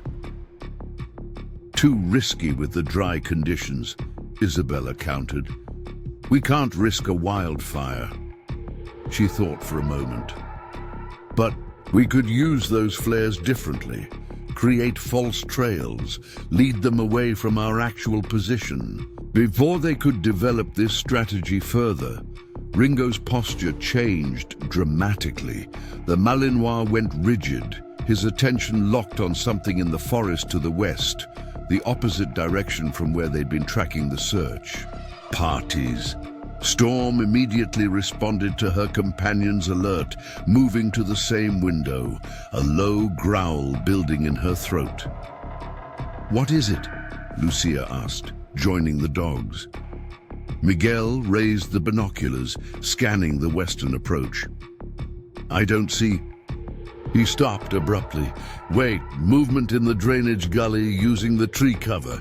They're approaching from multiple directions." Isabella cursed softly. "They're more organized than I thought. Classic encirclement strategy." She moved quickly to the satellite phone, contacting Diaz with an urgent update on their situation. The conversation was brief but intense. When Isabella ended the call, her expression was grim but determined. "Diaz is accelerating their approach, but they're still at least 90 minutes out. We need to hold this position until then."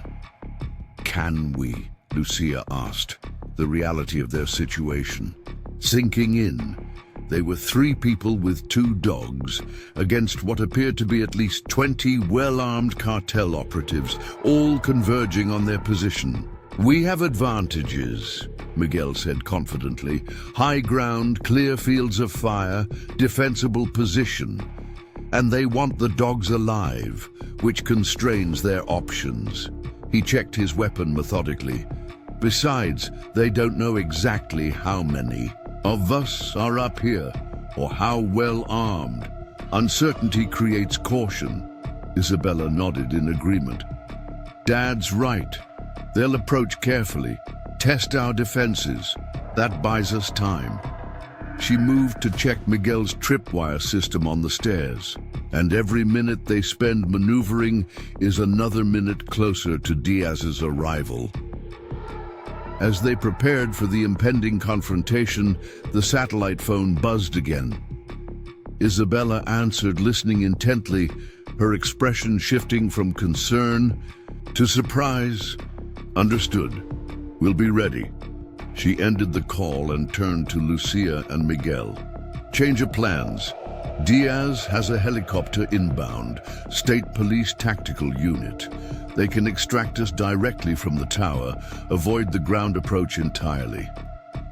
"ETA?" Miguel asked, immediately grasping the tactical implications. 40 minutes. Isabella checked her watch. We just need to hold out until then. The news energized them, transforming their defensive preparations from a holding action to a defined timeline for extraction. Miguel redoubled his efforts on the staircase defenses, while Isabella established firing positions at each window. Lucia focused on keeping the dogs calm and out of potential lines of fire, positioning them near the center of the cabin where they would have maximum protection. Through the binoculars, they tracked the cartel search parties as they gradually converged on the tower. The team to the east had picked up their pace, clearly having found signs of the Vega's passage. The western group remained more cautious, using available cover as they slowly advanced up the drainage gully. They'll coordinate their approach, Miguel predicted. Hit us from multiple directions simultaneously to divide our attention and firepower. He finished setting the last of his improvised alarms. Standard operating procedure would be to establish suppressive fire from multiple angles, then send assault teams up the stairs. Isabella nodded grimly, which means we need to make that staircase a death trap. Anyone coming up needs to know they'll pay a heavy price. She distributed the limited ammunition they had, ensuring each of them knew exactly how many rounds were available. Conservation is critical, no wasted shots. The sun was beginning to lower toward the western peaks, casting long shadows across the forest. The changing light conditions would soon work against them, making it harder to spot movement in the deepening gloom below, while silhouetting them against the windows for anyone watching from the forest. We should prepare for night operations, Miguel suggested. Once darkness falls, they'll likely use it to get closer, perhaps even make their primary assault under cover of darkness. Isabella agreed, improvising blackout coverings for the windows, using emergency blankets from the supplies. They could be quickly deployed or removed as needed, preventing their silhouettes from being visible while still allowing them to observe the approaches. Suddenly, Ringo gave a sharp, distinctive bark, different from his earlier warnings. Storm immediately responded, moving to his side, both dogs now intensely focused on the staircase. "Someone's testing the approach," Miguel whispered, moving to a position where he could observe the stairs without being visible from below. For several tense minutes, nothing happened. Then, so faint they almost missed it, came the soft metallic clink of a boot on the lower stairs, followed by a pause. Someone was ascending, moving with extreme caution, testing each step before committing their weight. Isabella signaled silently to Lucia and Miguel, directing them to their predetermined defensive positions. Lucia's heart hammered in her chest. As she crouched behind the improvised barricade, the small pistol her mother had given her clutched in suddenly sweaty hands. The dogs moved quietly to her side, their bodies tense but disciplined, awaiting commands. The intruder continued their careful ascent, avoiding Miguel's tripwires with patient precision. Whoever was climbing was skilled, experienced in covert approaches. Through a tiny gap in the barricade, Lucia could just make out a shadow moving on the staircase, now approximately halfway up. Isabella raised 3 fingers, then 2, then 1. The countdown to coordinated action they had agreed upon earlier. On the silent count of 0, Miguel triggered one of his secondary defenses, a weighted can filled with metal scraps that crashed down the staircase with a tremendous clatter. The effect was immediate. The figure on the stairs instinctively ducked, momentarily breaking their careful rhythm. In that instant of distraction, Isabella leaned out from her position, weapon raised. "Freeze! Police!" Her voice cracked like a whip in the confined space. "Hands where I can see them right now." The figure on the stairs went completely still, then slowly raised both hands. "Don't shoot." The voice was male with a hint of an accent. "I'm alone and unarmed." "Step up slowly," Isabella commanded. "Any sudden movements and we open fire." The figure continued his ascent, hands clearly visible above his head. As he reached the top of the stairs and the fading sunlight illuminated his features, Lucia gasped in recognition. It was Commissioner Sandoval. Part 7. Confrontation and Revelations. "Keep your hands where I can see them," Isabella ordered, her weapon trained unwaveringly on Commissioner Sandoval's chest as he stood at the top of the stairs. His once immaculate suit was torn and dirty, his normally groomed appearance disheveled by what appeared to be a difficult journey through the wilderness. Miguel moved to flank him, his own weapon raised. "On your knees, hands behind your head." Sandoval complied without resistance, his movements slow and deliberate.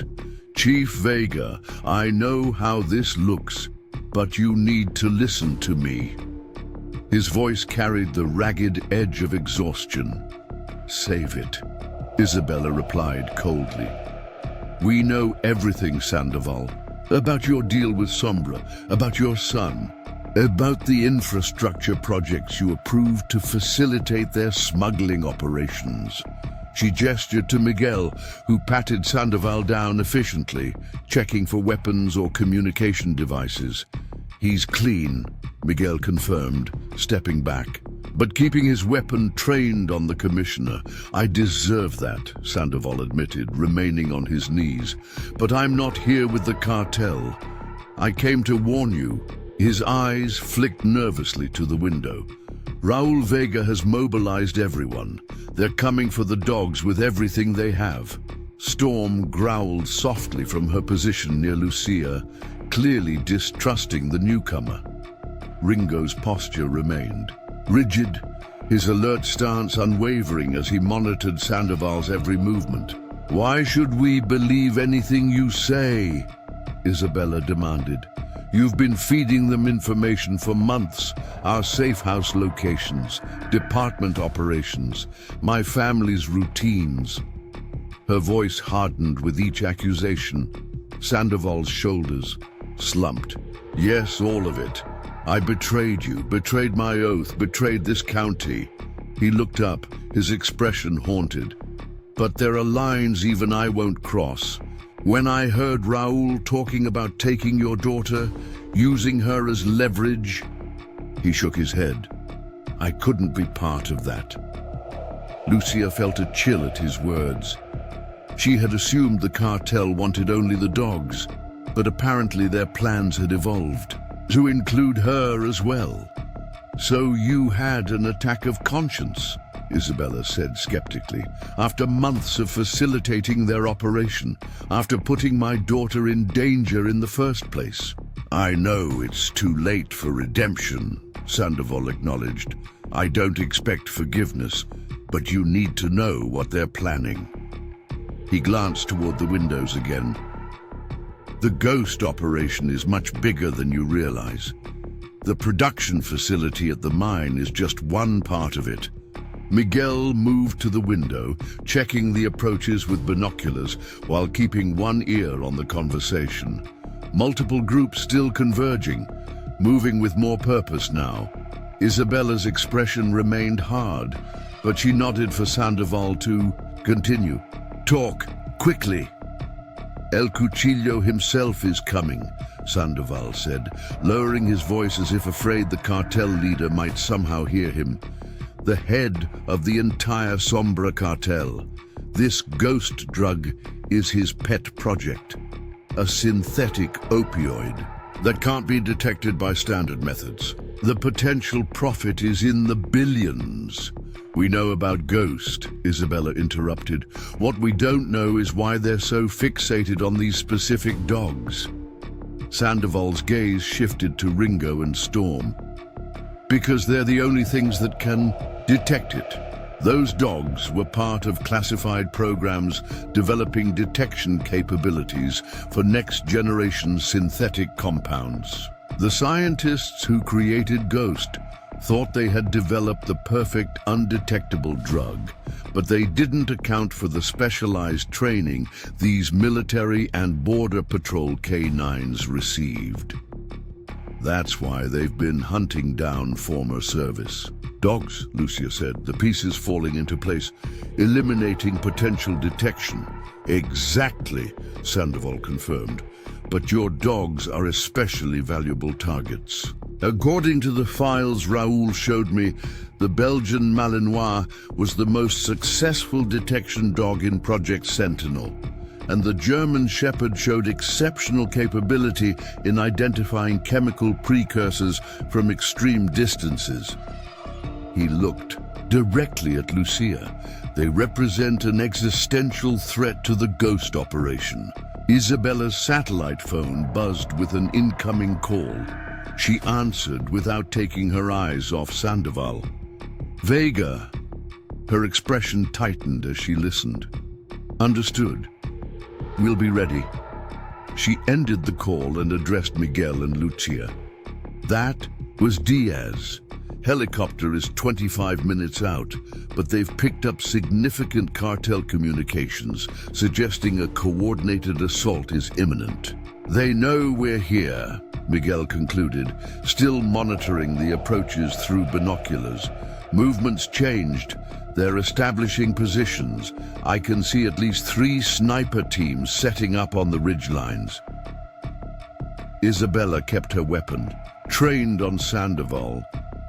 How did they find us so quickly? I led them here, Sandoval admitted, but not intentionally. I was being tracked. He gestured to his jacket. My phone. I disabled it when I realized, but by then they'd already narrowed. Down the search grid, Isabella cursed under her breath. So much for your redemption story. I'm telling you the truth now, Sandoval insisted, desperation creeping into his voice. Raoul Vega isn't just after the dogs anymore. He wants to eliminate all of you, make an example, especially you, Chief. Your history of disrupting cartel operations has put you high on their priority list. Miguel moved away from the window, his expression grave. Multiple teams in position now. They've surrounded the tower. At least 20 men, possibly more. He checked his watch. We need to hold them off for 20 minutes. They'll try to take the stairs, Isabella reasoned, thinking quickly. Direct assault, probably under cover of sniper fire to keep us pinned. And down. She turned to Lucia. Keep the dogs away from the windows. If they can't capture them alive, they'll shoot to kill, rather than let them remain a threat. Lucia nodded, moving the dogs to the center of the cabin, where they would have maximum protection from external fire. She whispered reassurances to them, stroking their fur, trying to project a calmness she didn't feel. What about him? Miguel asked, nodding toward Sandoval, who remained on his knees. Isabella's jaw tightened as she weighed her options. Secure him. We'll let the state police deal with him when they arrive. She tossed Miguel a set of zip ties from her pack. As Miguel bound Sandoval's hands behind his back, the commissioner spoke urgently. There's something else you need to know. About your deputy, Ortega. Diaz already has him in custody. Isabella replied curtly. He's cooperating. No. Sandoval shook his head emphatically. Ortega isn't just corrupt. He's completely loyal to Sombra. If he's cooperating, it's part of their plan. Isabella paused, processing this new information. Explain. Ortega was planted in your department 3 years ago, specifically to monitor you, Sandoval said. His backstory, his credentials, all fabricated by Sombra's best forgers. He's one of Raoul's most trusted lieutenants. The implications were staggering. If Ortega had been feeding false information to Captain Diaz while in custody, the state police could be walking into a trap. The tactical team might be heading into an ambush or worse. The helicopter coming to extract them could be compromised. Isabella immediately reached for the satellite phone, but before she could make the call, gunfire erupted from the forest below. Bullets struck the exterior of the tower, some penetrating the thin walls, others shattering one of the windows in a spray of glass. "Down!" Miguel shouted, pulling Lucia and the dogs behind the barricade as more rounds tore through the cabin. Isabella took cover beside them, still gripping the satellite phone. "They're earlier than expected," she said grimly, "trying to disable us. Before the helicopter arrives." The initial volley stopped as suddenly as it had begun, leaving an eerie silence broken only by the soft tinkling of glass fragments falling to the floor. Then a voice called up from below, amplified by some kind of loudspeaker. "Chief Vega, this is Raul Vega of the Sombra Cartel. We have your position surrounded. There is no escape." The voice carried a cold confidence. "Send down the dogs and the girl and the rest of you can walk away. You have 2 minutes to comply." Isabella exchanged glances with Miguel, both of them recognizing the lie for what it was. If they surrendered Lucia and the dogs, none of them would be leaving the tower alive. "I need to warn Diaz," Isabella said, quickly dialing on the satellite phone. "If Ortega is compromised, the entire operation could be at risk." While she made the call, Miguel crawled to different windows, assessing the cartel positions. "They're well organized," he reported. "Teams of 4, maintaining visual contact, establishing crossfire zones. These aren't street thugs. They're trained paramilitaries." Lucia kept the dogs close, her arm around Storm's neck, her other hand on Ringo's back. Despite the chaos, both dogs remained remarkably disciplined, alert, but not panicking. "What's our play?" she asked, trying to match her mother and grandfather's professional calm. Isabella finished her urgent call to Diaz and rejoined them. "Diaz is verifying Ortega's background now. The helicopter is still inbound. ETA 18 minutes. She checked her weapon. We need to hold this position at all costs. They'll hit us hard before the helicopter arrives," Miguel predicted. "Classic assault pattern. Suppressive fire to keep our heads down, then teams coming up the stairs." From his secured position against the far wall, Sandoval spoke up. "There's another option. Let me talk to Raul. I can buy you time." Isabella's expression was skeptical. "And why would you do that?" "Because I know I'm dead either way," Sandoval replied with grim resignation. "If the state police get me, I'm looking at decades in prison. If Sombra gets me, I'll wish for prison." He met Isabella's gaze directly. "Let me try to stall them. Maybe convince Raul. I've got you pinned down, negotiating surrender." Before Isabella could respond, Raul's amplified voice came again from below. "Time's running out, Chief Vega. 50 seconds remaining." Isabella made a quick decision. Worth a try. She moved to Sandoval and placed her satellite phone near his mouth, keeping the weapon trained on him. "One wrong word and you're done. Understand?" Sandoval nodded. Isabella dialed a number she found in Sandoval's jacket pocket, putting it on. "Speaker." After 2 rings, a voice answered. "Commissioner, I was beginning to think you'd switched sides." Raoul, Sandoval replied, his voice surprisingly steady. I'm up here with them. The chief is being stubborn, but I'm working on her. A pause. You have them contained? Yes. The girl and the dogs are secure. No injuries yet. Sandoval glanced at Isabella, who nodded for him to continue. But they're demanding guarantees. Safe passage for the chief and her father if they hand over what you want. Another pause, longer this time. This wasn't the plan, Ramon. The use of Sandoval's first name carried a subtle threat. Plans change, Sandoval replied. I'm improvising. Give me 15 minutes to finish negotiations. No need for bloodshed if they're willing to cooperate. The silence that followed was tense, stretching uncomfortably until Raoul finally responded. 15 minutes, not a second more. And Ramon, don't disappoint me again. The call ended. Sandoval exhaled shakily, slumping against the wall. That won't hold him long. He suspects something's wrong. But it might buy us enough time, Isabella said, checking her watch. The helicopter will be here in 16 minutes. We just need to hold out. Miguel continued his assessment of the cartel positions, now noting changes in their deployment. They're pulling back from direct sight lines, regrouping. He frowned. That's not standard procedure for an imminent assault. What are they doing?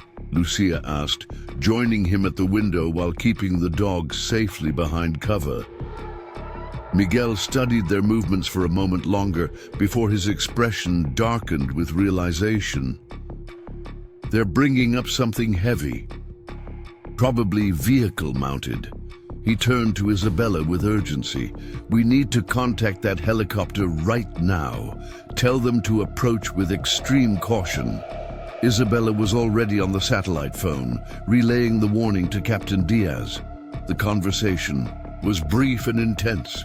When she ended the call, her expression was grim. Diaz confirms Ortega is compromised.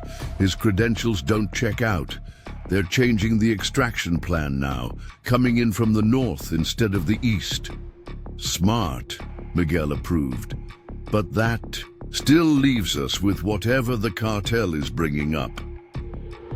The answer came moments later, with the distinctive thump of a heavy shell being loaded. The sound echoed through the forest, carrying clearly to the tower. Grenade launcher, Miguel identified immediately. 40mm military grade, Isabella cursed. They're done negotiating. They're going to take down the entire tower. Lucia felt her heart race. Can the structure withstand that kind of firepower? Not for long, Miguel replied honestly. A few direct hits to the support struts, and the whole thing could collapse. Isabella quickly assessed their options. We can't stay here. We need to create a diversion, buy time for the helicopter. She turned to Sandoval. Is there anything else we should know? Any other surprises Raoul might have planned? Sandoval hesitated, then nodded. The ghost lab at the mine, it's more fortified than you realize. Underground bunkers, security systems, at least 30 armed guards.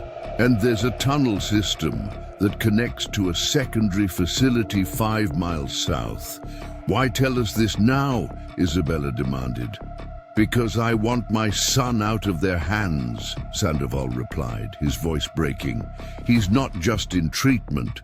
They're keeping him as insurance against my cooperation. If you're going after the lab, please find Marco. Before Isabella could respond, the first grenade struck the base of the tower with a deafening explosion. The entire structure shuddered, metal groaning, as support beams absorbed the impact. Dust and splinters showered down from the ceiling as the tower swayed precariously. They're targeting the foundation, Miguel shouted over the ringing in their ears.